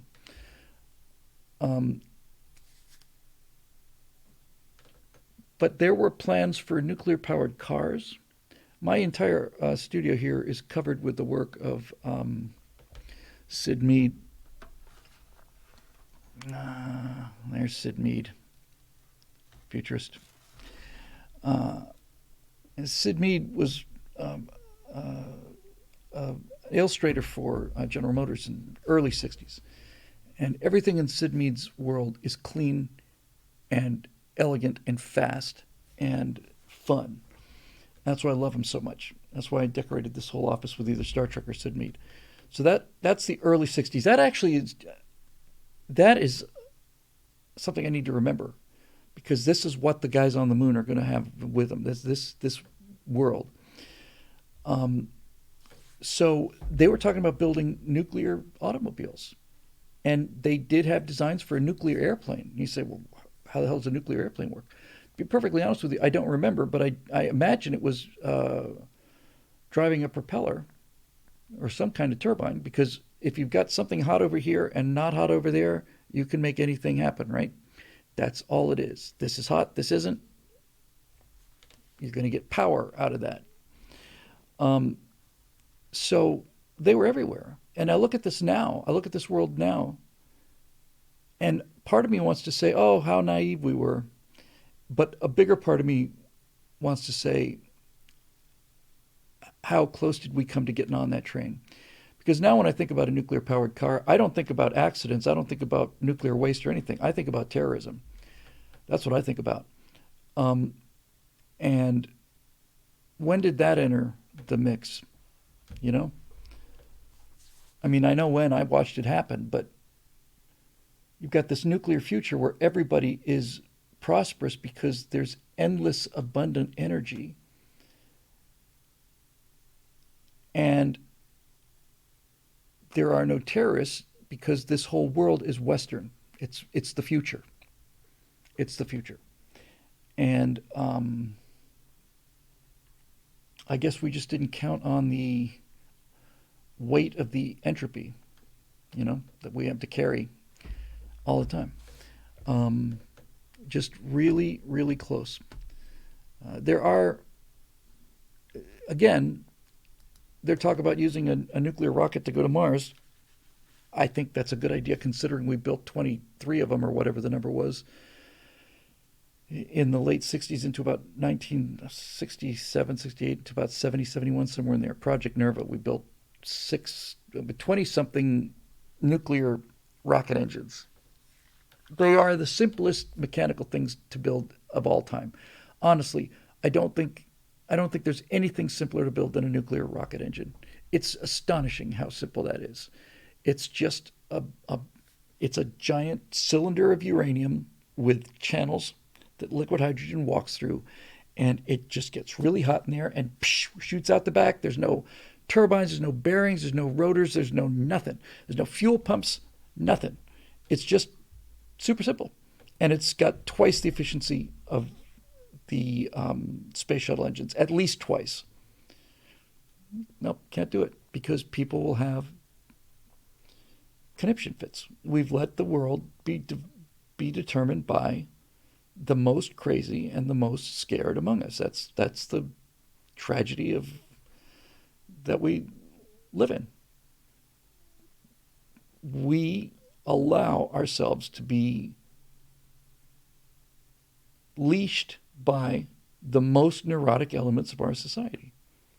We don't do what we should have done and what we used to do, which is tell them to pound sand and make them ashamed of themselves. Now we actually kowtow to them.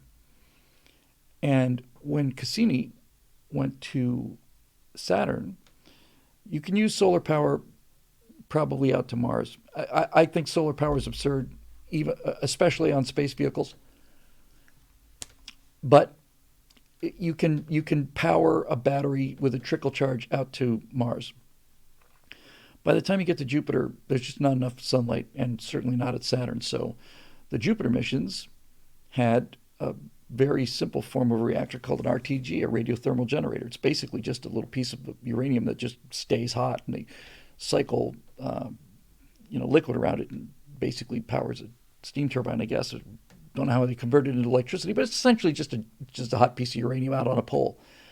And when they launched Cassini, I remember there was hysteria, people chaining themselves to the launch site and throwing themselves down in front of the trucks, kind of thing, because they didn't want to launch what they called the Cassini warhead, that this thing's going to be carrying nuclear materials up into space, and what happens if it explodes? And the radiation comes out, It's like, you people, just honestly. You get this again, yeah, James Baranowski says nobody's going to let them launch a Nerva engine. It's too dangerous during a launch failure. It can be made safe. That's not a terribly difficult thing to do. You can't make a whole vehicle. Can't build a vehicle that will survive an explosion because the vehicle weighs more than your thrust. But you can certainly design a part of it that is essentially indestructible. Black boxes, which of course are orange, are essentially indestructible. I'm certainly not aware of very many cases where the black box was mulched, unusable. So you could certainly do it safely. Um, and again, it's like, is it 100% safe? No, nothing is 100% safe. Nothing is safe. There are things that are relatively safer than other things, but safety is not a thing. When people say, well, they have a right to return home without being, no, they don't. No. This life doesn't give you a warranty. You don't have a warranty. You're not guaranteed not to get sick or hit by a bus or killed in a school shooting, some lunatic. You should be grateful that the number of chances to die are so much lower than everybody else who's ever lived before you. You should be just on your knees grateful. But we saw this with COVID, where ideas like titration and concentration of viruses and people wearing masks outdoors, totally 100% unaware of how absurd that is, and how once you take a breath outdoors, the dispersal of that virus essentially is becomes infinitesimal, right? You can't catch a virus from somebody who's 10 feet in front of you breathing outside. Just no, you got to have a certain concentration, like somebody breathing in your face or in a small room or something. So just all of this stuff. It's just plain emotional hysteria, and we've got an entire society that is just now filled with people who are afraid of everything. Thank you very much for that, Kaladin. Um, it, it's it's infantile to think that you are entitled to safety. It's not to say you shouldn't be aiming for safety. One of the things I'm most proud of in this society is pushing 22 years now, 23, 22 years without a single crash of a jet airliner in the United States. That's 40,000 flights a day for 22 years. And we haven't broken one. We haven't had a fatality anyway. And actually, you thank Scully for keeping that record going. So it's life. Life gets safer and safer and safer, and as it does, we as a society become more and more and more scared. It's I don't know. It's just really really tough. It's tough to watch. By the way, this is a somewhat related story to the safety cult, but there's some evidence that compelling evidence that we're getting pretty close to figuring out how to undo aging. Uh, it is it is a biological process that aging is a result of copying errors. And what I did not know until relatively recently, I knew that aging happens because the copies of the cells become copies of copies of copies, and the information degrades. So if you take a typed paper and you put it in a Xerox machine, copier, you're going to get something that looks almost exactly like that. You take that copy and put that in the Xerox machine and copy that. And if you do that 5 times, you end up with nothing but garbage. Because once those errors start to creep in, they get magnified and so on. So that's what happens with aging. Your cells just get less precise. Replicative fading. Thank you for that, P7 2017. I've never heard the term before, but that's clearly what it is. So the signal, the information gets degraded. Now I thought that happened to all the cells, but what I've learned since then is no, it's not that your body's not making any young cells. It's just that the older cells are in the way. It is basically it's basically a clogging of the drain problem. That these older cells are these damaged cells are not getting out of the way. You're still making young person cells, and the part of the gene that's got to do with this called the telomeres, is tips of the chromosomes, I think. And the longer they are, the more intact the information is. So anyway, here it's just talking about safety. So here's something to think about. So just for a thought experiment, because thought experiments are fun. What if there was an over-the-counter dollar a dose anti-aging drug, widely available to everybody at a reasonable price? So not only would you not age, but with this technology, you would pretty soon return to 21 years old or something like that, whatever the biological peak is. Let's just say that's there. Let's say that we have essentially, for the sake of the argument, pretty near immortality, hundreds and hundreds of years of life anyway. The question is, would you take the kind of risks that you take today if you had a chance to live forever or nearly forever? That's an interesting question to me. Because, when you are mortal and you do something dangerous, it's like, well, I might cut the next, 8 years off of my life,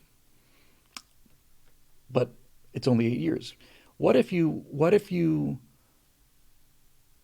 had a chance to really live essentially forever, and the stakes are much higher now. Would you take the kind of risks that you take today? And when I say kind of risks, I'm not talking about hang gliding. I mean, would you ride in an automobile or what? What would you do? The stakes are much higher now. An accident, essentially, for the sake of the argument, what we're saying is, given our advancing state of technology, not wisdom, but knowledge, it is not inconceivable that death from disease and aging would be exterminated. It just wouldn't exist anymore. But accidents will still kill you, and so will murder. So, Steve Whoop just beat me to it. Do you give up your motorcycle if you could live forever? I don't know. I don't know. I'll tell you one thing though. Real Swamp, which says, "I bet you would get tired of living." I think you're probably right. I think you're probably right, but I'm not at that point yet. What I will say is, I think every single day as I get older, I realize that I just turned 64. I'm just now starting to figure this stuff out. You know? Martin Vorbrot says, as a father of two, no, just no. This youth is wasted on the young thing is one of the most true things ever. It's like I'm just now figuring out how to do all this stuff, you know? And I've got 20 years left, unless something happens. And that's becoming something that I'm more and more aware of, and that is that, you gotta get this thing moving, man. You're not gonna be here forever. But what if you were gonna be here forever? Essentially forever. I wouldn't want to live forever, but I wouldn't mind seeing 200. That just because I'm curious. I just curious. If I lived to be 200 years old right now, I would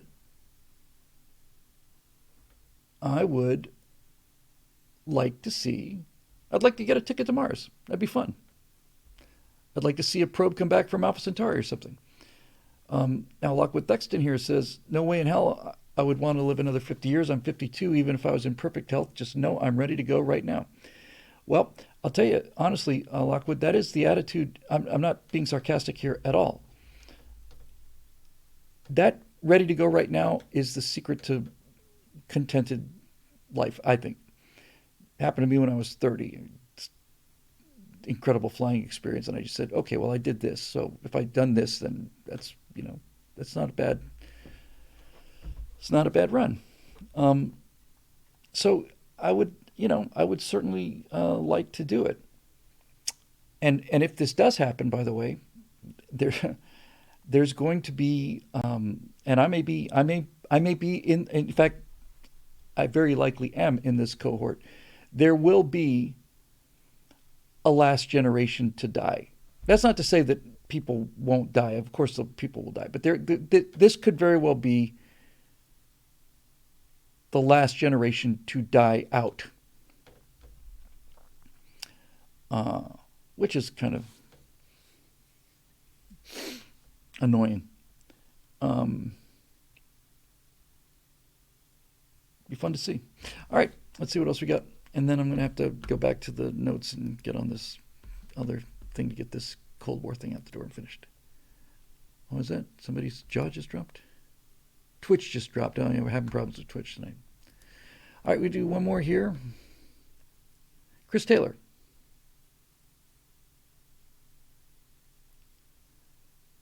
Yep. He's going to do Chris Taylor.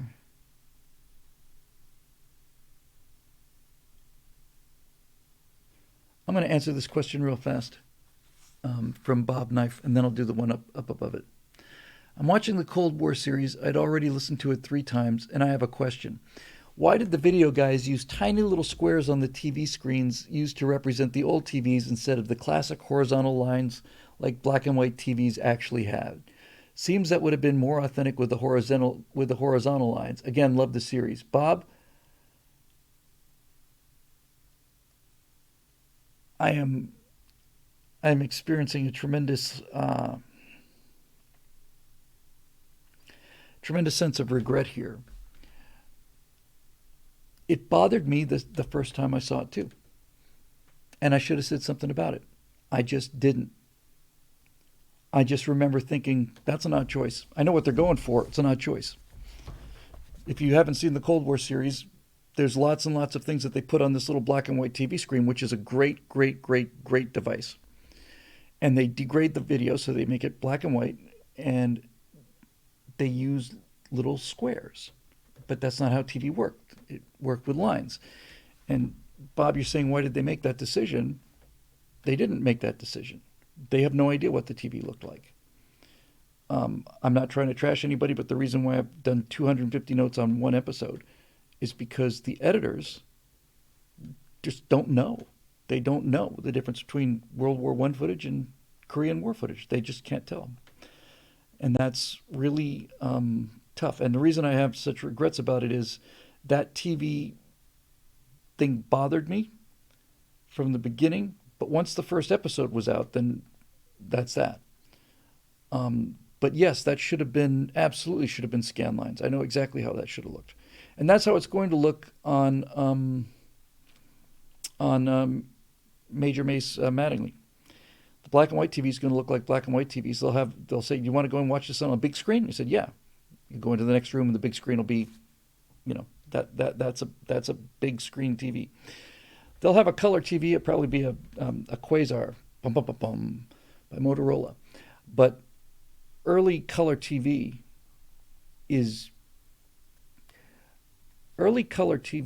for me is as close to magic as I get. Growing up in Bermuda, we had two stations broadcast from 3 in the afternoon to 11 at night, and they were both black and white TVs. And I always loved the annual trip back to America from Bermuda. I loved staying with my cousins, and we're so close to that part of the family, and loved the big toy stores, loved everything about it. So it was always a highlight of the year for me. And somewhere around 1964 or so, somewhere in that general ballpark, 64, 65, when I was 6 or 7, I came and visited my cousin's family, my Aunt Marty and Uncle Rock. And I have an Uncle Rock. How cool is that? And an Aunt Marty, too. And suddenly they had this color TV. And I sat there in front of this thing. I couldn't believe my eyes. And first generation color TVs are magic for me because the programming at the time said, well, the following show is brought to you in living color on NBC. And so if you got a color TV, you want to see some damn colors, right? That's why Star Trek, the original series, looks so beautiful. That's why it looks so beautiful. Because it was, if Star Trek had come out 1 year earlier, it would have been a black and white season. I'm pretty sure 1 year earlier would have done it. Certainly 2 years earlier. Gilligan's Island first season's in black and white. And I think the first season of Bewitched is in black and white. I know the first season of Wild Wild West is in black and white. But when color came out, the TV manufacturers, American TV manufacturers like Motorola and Magnavox and those guys, said, we'd like to have something colorful to show. So if you look at Star Trek, the original series, that's why the uniforms are red and blue. Yeah, for Season of Lost in Space. That's right, exactly. I don't know why did I think of that, JB? Exactly.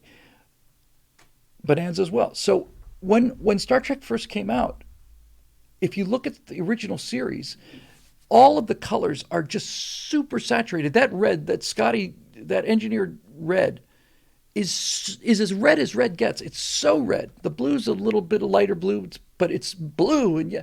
But the main thing that they did with that is, you look at the skies on the planet when they go down to their little set, and they're fighting the rock monster or whatever. The skies are purple and they're green, and the lighting on board, like in Kirk's cabin, it's just so much color there. It's just beautiful, beautiful stuff, beautiful. And of all the things that I liked about Star Trek Continues, the Vic Mignogna thing, he captured the lighting of Star Trek perfectly. Beverly Hillbillies, yes, a bunch of them. Combat, I remember Combat. I love Combat.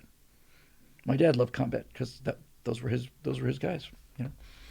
Bayonets, those animated bayonets, and that was I'm not going to look because people are going to. I'm going to get this on my own. So, oh my God,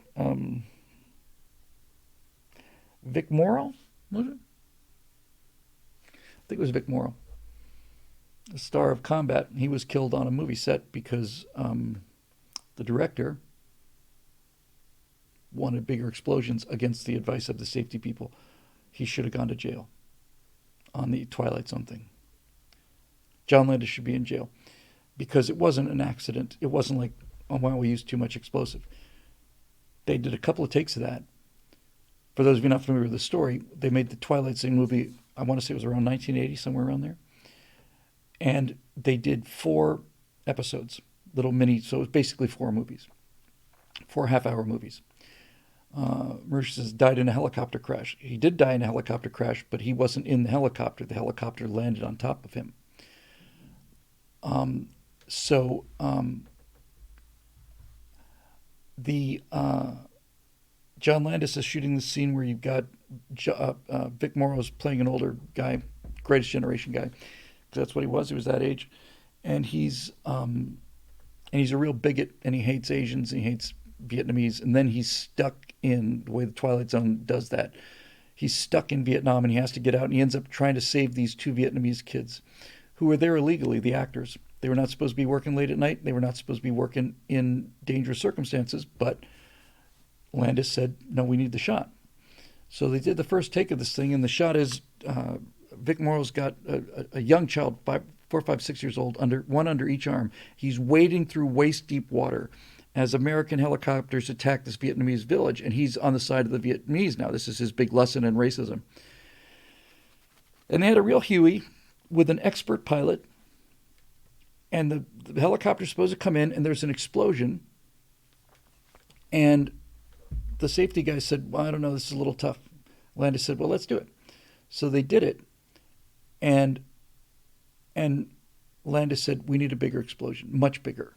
And the helicopter pilot came in and said, no, this last one I was just barely able to control this thing. Well, we're going to do it anyway. I don't know whether he told the helicopter pilot, but he put in a much larger charge. And so he got his shot, and the helicopter comes in, and as the helicopter's coming in, this giant gasoline explosion pops up. The updraft, needless to say, the fireball basically knocks the helicopter out of control. The pilot can't save it, and it goes into the water, and the rotor blades just decapitated them. Just all 3 of them, just instantly killed. They never knew what hit them. And Landis overrode his safety people. He overrode the rules, the laws. He just plain did it. It was late at night. He wanted the shot, and he thought he'd get away with it. So 3 people died. And it wasn't just negligence. It was actual malfeasance. Negligence is, you should have checked to see whether that explosion was going to be that dangerous. Malfeasance is when you know it's dangerous and you say, I want a bigger one. Well, we can't do that. Well, do it, or else you're fired. So he, and then he got to there was a hearing, and he cried, and then he went to the funerals of these kids uninvited, and he said or wrote something that was so cringeworthy, just so awful. And I really, not a fan. He and Spielberg were very close friends, and after that, they never spoke to each other. Spielberg never spoke to him again. He just plain murdered those people, really. So anyway,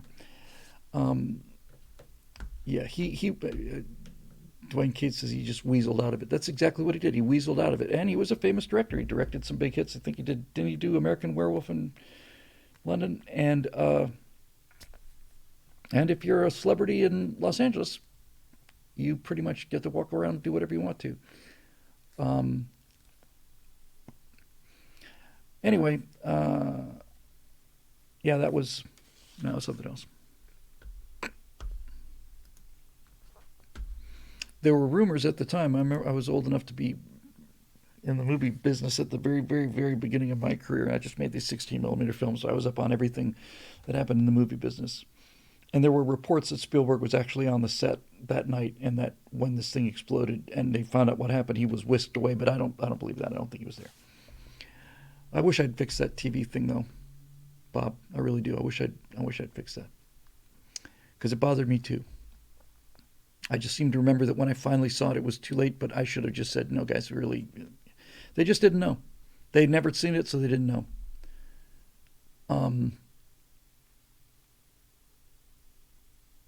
I think that'll do it. I'm starting to get my voice a little creaky, and I've still got several hours of notes to do. It's 8:15 here, and been up since about 3:30. Um, yeah. So, yeah. I don't really know what to add to that. There's Bob. That was a great question. So anyway, there's a big discussion now in the YouTube chat about whether or not Alec Baldwin should be in jail and whether it was his fault or not. And some parties are saying it was the armorer's fault, and other parties are saying it was Alec Baldwin's fault. Not a fan of Alec Baldwin. I love his work, but there should never have been live bullets on the set. However, I can tell you one thing. Um, in movies, when you're shooting movies, whenever you see people shoot at each other, like in a gunfight, like a Western, they're never shooting at each other, even if they have prop guns. It's just a rule. There's no way for you to tell. You're looking at a flat plane, so if I've got a gun on you like this, right here, like that, I'm always going to aim off to the side, but you will never know that from the camera angle. You never, ever, ever, even on a movie set, aimed a gun directly at somebody and pulled the trigger. It just didn't do it. You always aimed off to the side, and you aimed to a side where the camera couldn't see what you were doing. There's no way to tell. But every time you've ever seen people shoot at each other in a movie, they're not actually aiming at each other. They're aiming several feet off to one side or another, because that's the final, you know, safety check is, okay. I cannot imagine pointing a gun at somebody and pulling the trigger unless I wanted to kill them.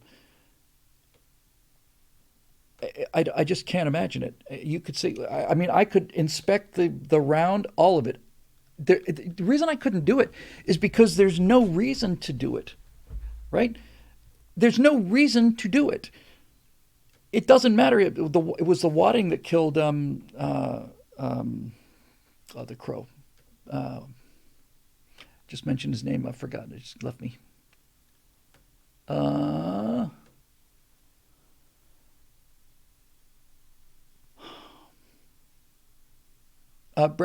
Lee, Brandon Lee. Yeah. Um, I think he was pretending to suicide thing, right? That's what I think I heard. So he knew he had blanks in there, and so he basically said, "Oh," and thought it'd be hilarious because the gun would go off, and he knew that there were no bullets there. Um, but there wasn't a bullet, but the wadding was there, and the temple is the thinnest part of the skull, and it just plain killed him. Oh no, I got that wrong. It's somebody else. Some people are saying nope. There's another actor who shot him. Anyway, my point is, I still don't.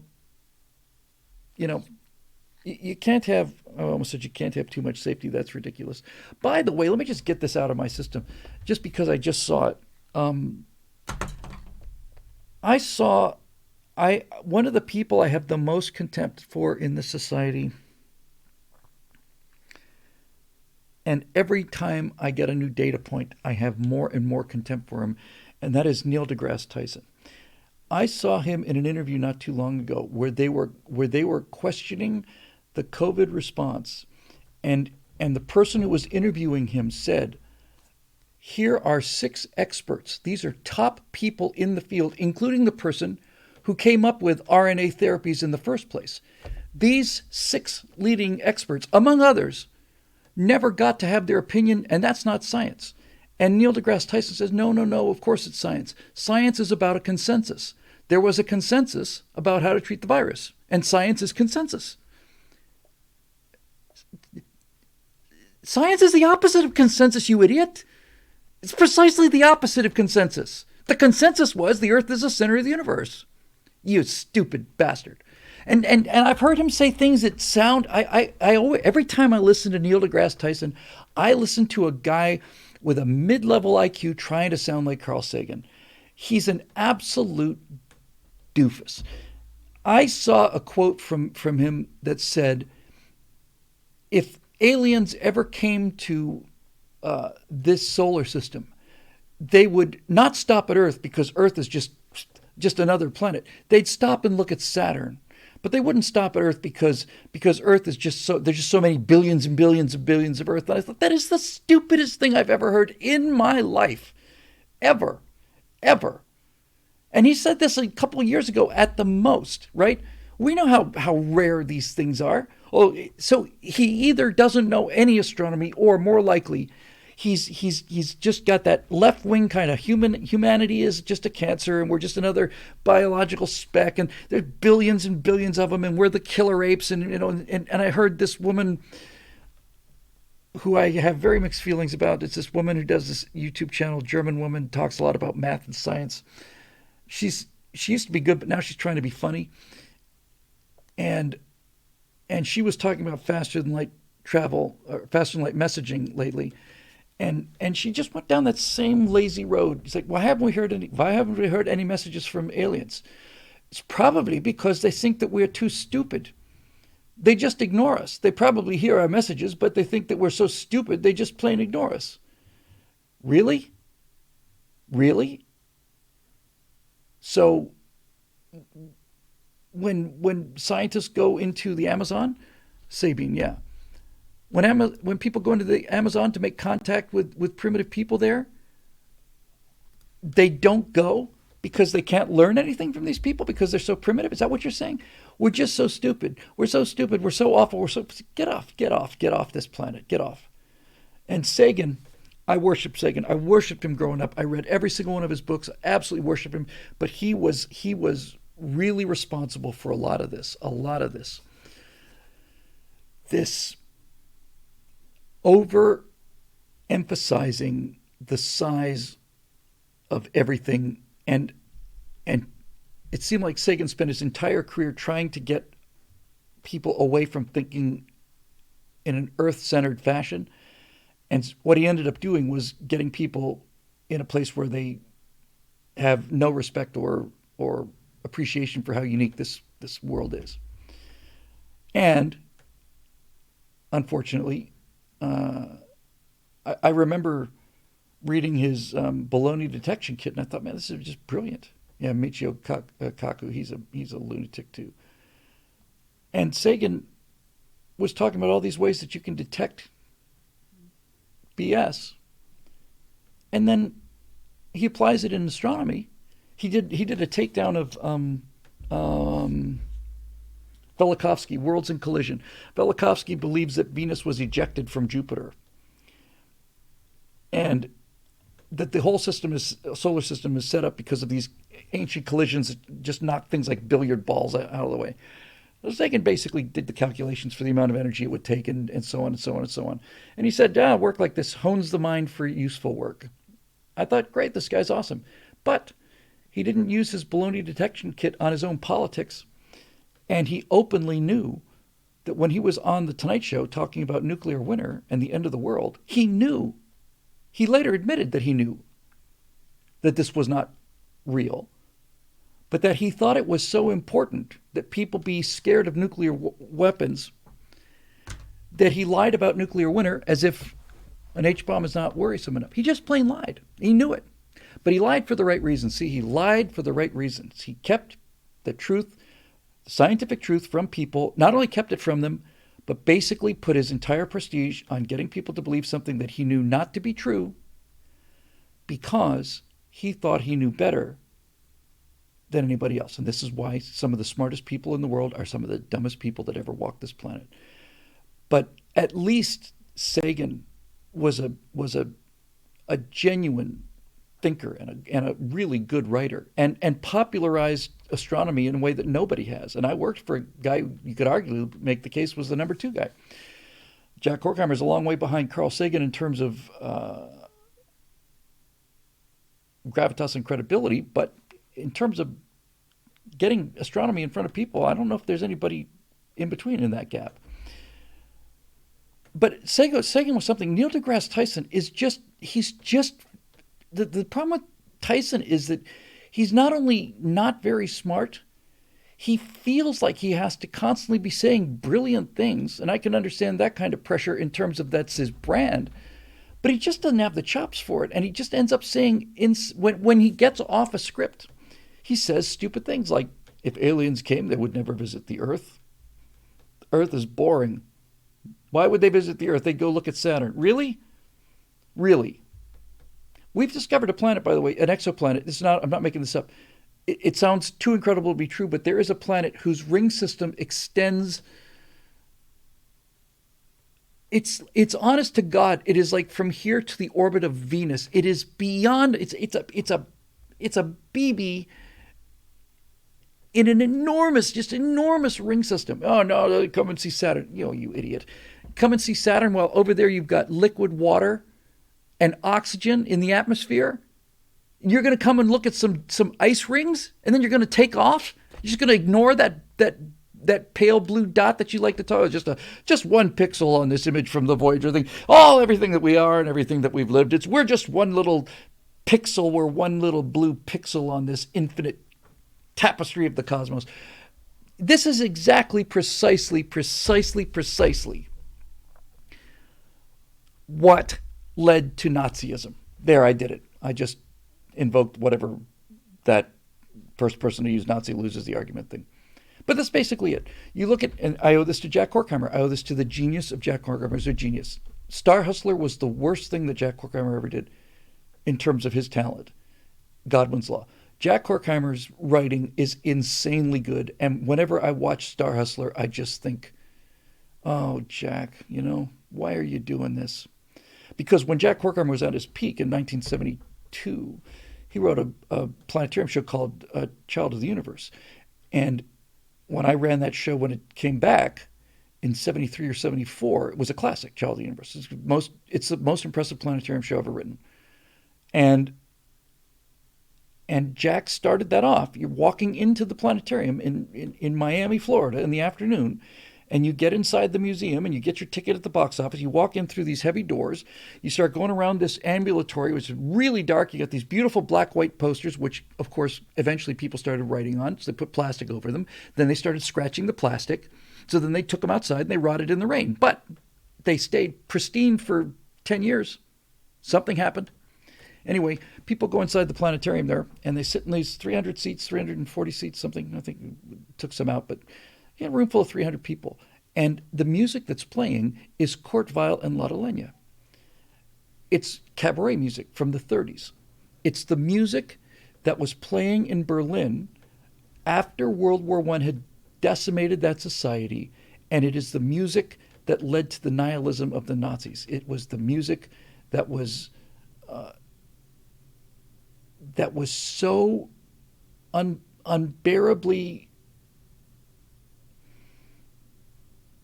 barren and horribly hostile and cynical, and all of it. It's just terrible. Infidel 42 says, what was your favorite work of Jack's? Long Journey of a Young God by 30 miles is my favorite show of his, by 30 miles.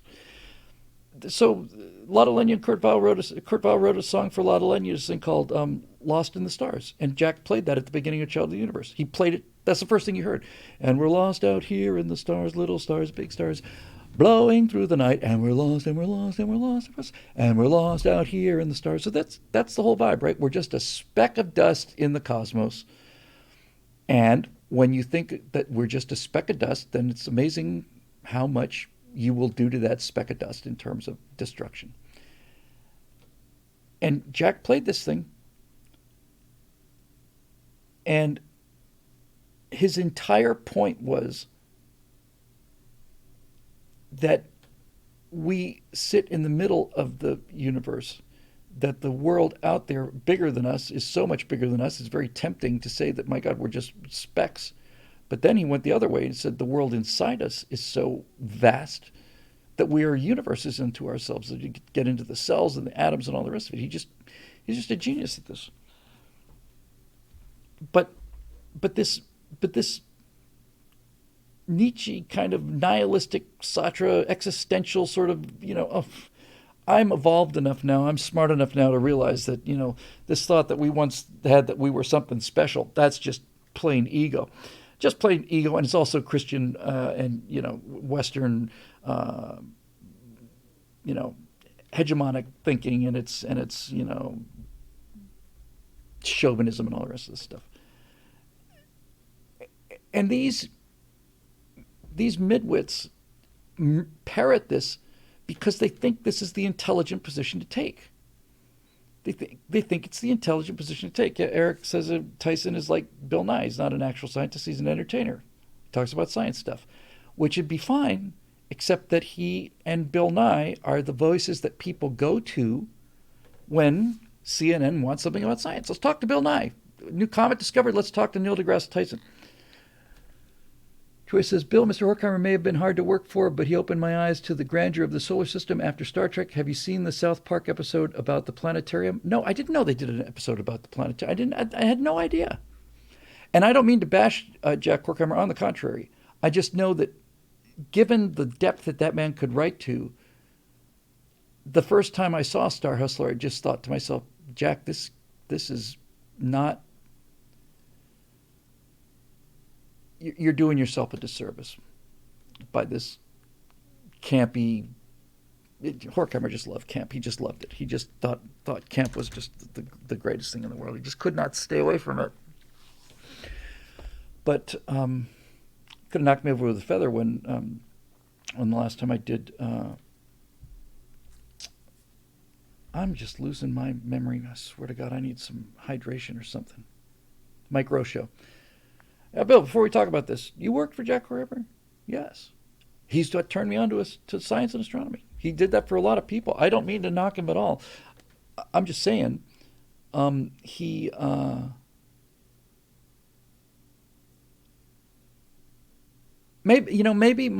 just incredibly prejudiced against Star Hustler because I knew the man, and Star Hustler. Every time I watch it, it just cringed me out, Greetings, fellow stargazers. It's like, okay, Jack, all right. He's a much deeper guy than that, really. Greetings. And remember to keep looking up. Okay, Jack. Look, man, he is who he is. I'm not criticizing him. On the contrary, I'm saying that he was much, much more than that clown. Much more than that. By the way, I bet you none of you knew this. Here's my bona fides on this. Jack Horkheimer moved to Miami, where he got a job as a writer at the Miami Planetarium. He didn't start out as the director. The director who was there when I got started in '73 was a Cuban gentleman named Rolando Millas. He was a really great guy, and we treated him much worse than we should have. Just because there was a lot of back and forth. So we would make fun of Rolando, and then Rolando would do his Spanish shows on Saturday and Sunday afternoons, and then he'd say, right, Bill? And he'd run in the show. I said, right. But listen now, this is important. So Jack got into the Miami Planetarium, but Jack wasn't from Miami. Jack was from Wisconsin. Jack Horkheimer moved to Miami because his lungs were so bad that they didn't think he'd survive if he stayed in Wisconsin. They thought that the warm, humid air would do him some good, maybe buy him a few extra years, or bought him another 20 or 30 or something. But sit down now, hold on to your socks. Jack Horkheimer did not start out as a writer. Jack Horkheimer was a musician. He was a pianist named Jack Foley. He was a jazz pianist, and he was damn good. And he was, I haven't found a whole lot because I haven't gone digging super deep, but he was a jazz pianist named Jack Foley. It's Jack Foley Horkheimer. And I always was so impressed by that, and I always seem to remember, even I was like 14, I remember thinking, that's got something to do with why he's able to write this well. Um, he when you're, hey, first time chat from PM Brady 50. Used to watch Star Hustler late at night when I was a youngin'. So did a lot of people. He was a superb musician on the piano. And that is raw emotion. That's just an emotional connection. Um, and I saw a squirrel about Tyson. No, I didn't see a squirrel on that one actually. That one was an internal squirrel. That was a termite. Uh, that was my nickname when I was working at the planetarium, which I wasn't over fond of. But these lovely teeth are courtesy of Dr. Derschlag. When I was young, I had big old round buck teeth, and they called me termite. Now I'm never going to hear the end of this. This was the biggest mistake I've ever made in 350 of these shows. That's what they called me. Uh, anyway, he was so much. He had just so much more depth and nuance than he played, and I always thought that he sold himself short. But again, you know, again, uh, it was enormously successful. And like I said, the more I think about it, the more I realize this is just my personal prejudice. If I hadn't known the guy, it wouldn't have bothered me so much. And as I recall, was Jack more left brain or right brain? He was exclusively right brain. There was not a left brain. He didn't have a left brain. Uh, he had two right brains. Um, Thank you very much for that, Infidel. Uh, so, if I recall correctly, another thing about Star Hustler was I don't believe he ever had a close up in that show. Maybe he had a mid shot. I think as time went on, it was just more and more like super wides. Like here I am walking out on the rings of Saturn with, chroma key. The very first show that Jack Horkheimer ever did on public TV, I was in. That's the truth. First time Jack Horkheimer was on WPBT from Miami, I think it was. First time Jack was ever on PBS, which would go on to become Star Hustler. I was on that show. I was probably 14, 15, 16 years old, maybe at the most 16, something like that. It was a special called, and Jack punched it. He used to invite all of the media personality in the city of Miami to come to his parties, and he was always just so much fun and just an entertainer. Um, and so he'd have these incredible press previews, and we'd get the script about, Phil would get the script 9 hours before the people start filing in, and I would get it to run the show live manually. I'd get it as people are filing in. Oh, I just had a chill went through me. I just remember these just sitting there. I'm 15, 16 years old, and all of these glamorous people are coming in and there's champagne and all, and everybody's a little bit tipsy and everybody's having fun. And it's like, here are 35 pages of script that I'm going to have to read in the dark on a little red glowing platform. I'm going to put it down there. We've marked where these cues are supposed to come, but we haven't checked the slides. We don't know if the slides match the cues. We hope they do, but we don't know. And I just remember that pressure, just like, okay, kid, you cannot F this up. You just can't. You can't F it up. And I'm about to run a show. And when I say run a show, I mean of the 250 cues that are in it, every one of them has to be done manually by me. The crossfades, the dissolves have to be done by me. That's a technique. You got to bring the one coming in, has to come up. You can't start taking the big one down, the existing one. You got to, the one coming in comes up first, then a certain level, then you take the other one down. And that's just muscle memory skills. So and you got to remember to advance the slides. Dissolve 5 to 6, advance 5, 6 to 5, advance 6. 1 and 2 come up. I never brought up 1 and 2. 1 and 4 come up, and okay, now we bring up 2 and 3. 1 and 4 go down, advance, and all of this stuff. And I'm sitting there in this console, and I'm watching these people filing in, and I've got this piece of paper, a stack of paper in front of me, with these underline 6, underline 3, underline zoom. I got to fly a planet around the room and stuff. And I had not had a chance. I honestly don't think I ran at least 6 of these press previews, and I cannot recall ever having a rehearsal, ever. Not once. Now, it's not to say it didn't happen, but I can't remember it. That is a freaking horrifying feeling. I still have nightmares about that, actually. I have, the actor's nightmare is that you get on stage, you don't remember your lines. It's a horrible feeling. I've had that nightmare a few times.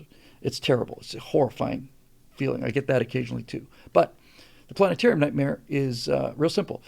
The planetarium nightmare is, I don't know if Phil's watching. He's probably not watching. But we're gonna do constant videos from the road on the Great Boomer road trip. And then I'll edit the whole thing together, and we'll make a lot of fun out of it because we're going to have a blast. But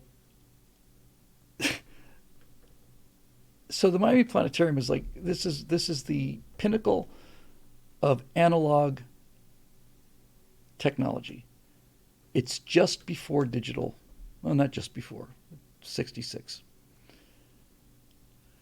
And so everything was mechanical. Everything was mechanical. The slide, just an electrical impulse to a solenoid, advance the slide. You're not pulling up a new JPEG. It's just advancing the slide. Drop it in. If the slide hangs, and that happened occasionally, you got a white screen in a dark room. So the planetarium operator's nightmare is this. Down here are 3 black knobs. 1, 2, 3. And there's a detent in the center, and you can crack it, and it'll go slowly, and the more you turn it, the faster it'll go, right?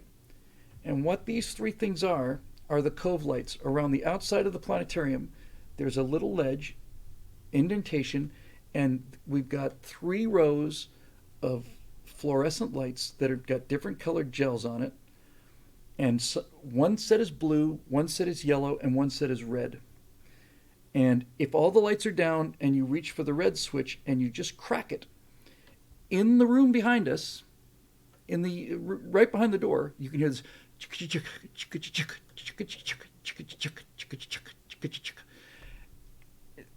It is a mechanical wheel spinning with little brushes going over little cams, And so these red lights start coming up real slowly. If you crank it, then they'll come up real fast. And the planetarium nightmare is, I'm in the middle of a show. Everything's great. All right, going on. And I bring up the reds just a little bit. Or you bring up the yellows or the blues. You bring up the blues just a little bit to simulate like city nights, like a little bit of an atmosphere. So everything's great. And you're bringing up the reds and so on. Just a little bit, a little flavor, just a little touch. And they just keep coming up. They keep coming up. It's like, oh, I can't stop this thing. The room's getting brighter and brighter and brighter. And then in the middle of the show, everybody gets up and leaves. And I'm saying, no, it's not over. It's not over. I can't get the lights off. I don't think that's a common nightmare. I really don't think there's a whole lot of people who experience that nightmare. But anyway, that was the cove light system. Doug Gagan up there. Those are fun times. I mean, who gets that life, right? Who gets to grow up in a planetarium around that kind of brilliance? Yeah. Anyway, all right. I think this will probably do it now. Yeah. All right. I just had to get that Neil deGrasse Tyson thing out of my system because I'd seen that interview since the last time I was here, and no, we had a consensus. It's about a consensus. Science is about a consensus. You're an idiot. Science is about a consensus. Crikey. I don't believe I am, Marusha. I'm sorry. I just got a lot to do tomorrow. Uh, yeah, yeah.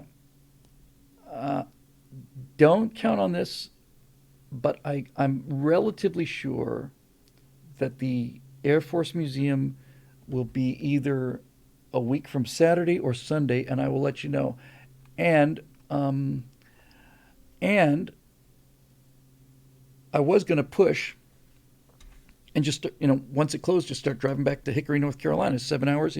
Get there around 3 in the morning. But I was talking to spending the night there, so we'll be there the night before, we'll be there the day of, and then there will be there that night. And the reason that I just convinced me to stay is because if you're able to get there, then we can all just pile out and go some dinner someplace. We'll just find a big old restaurant and just go. Um, wow. Let's see. Limescale 12 says, "Howdy, Bill. I'll be back on South Padre to watch the launch on Thursday, 4/20. Today's scrub launch was due to a release lock failing to release." Wow. I'm glad you're there. It sounds like you're there, man, and that's just terrific. I was actually, I was a little. I didn't realize what the mission was until about 2 days earlier. I thought that they were going to do what they would eventually do. I thought they were going to try to catch the booster, and I thought they were going to try and stick the Starship landing. I thought we are going to see all of that. The Starship landing would be, an orbit later or something. But turns out they're both going into the ocean. The Starship 24 is going to hit the water hard. It's going to lawn dart into the ocean. But they're going to try and the booster. They're going to try and retro break that and basically land it in the water softly enough so they can reuse it. And it makes sense. You've only got the one launch tower. I think Elon said success is it's not a failure if we blow things up. Success is if we only lose that one vehicle, not the entire complex. So anyway, um, I 30 minutes away from Starbase. That's great, man. That's fantastic. So anyway, so we are here to say that when I do make the announcement of what day we'll be at the Air Force Museum, if anybody wants to hang out and go out for dinner afterwards, we would love to have you. It would be oh, I read that wrong. Oh my God. Sad Wings Raging said, "You can pry my lawn darts from my cold dead hands." And I think, yeah, that's great, but that's not how I read it. I just glanced at it and I thought you said, "You can pry my lawn darts from my cold dead brother." That's what happens when you don't have eyesight anymore. And that was even more hilarious. Okay, kids. I've never been to any of the Air Force museums, so we're looking forward to that. That'll do it for this edition of the Stratosphere Studio, made possible by the members of BillWhittle.com who continue to stay with us through thick and thin and been more thick than thin than thick, whoever, you get the general idea. Illegal immigrant. Bill thinks Armageddon was based on a true story. I actually didn't. I think, oh, yeah, we've got a troll here. We never went beyond 65 miles up. I'm not going to start. I'm just actually at the point now where when I run into these deniers, moon landing deniers, I just actually feel really sad for them. That it just, that there's something so small about you that you can't accept anything as well documented as 6 trips to the frickin' moon.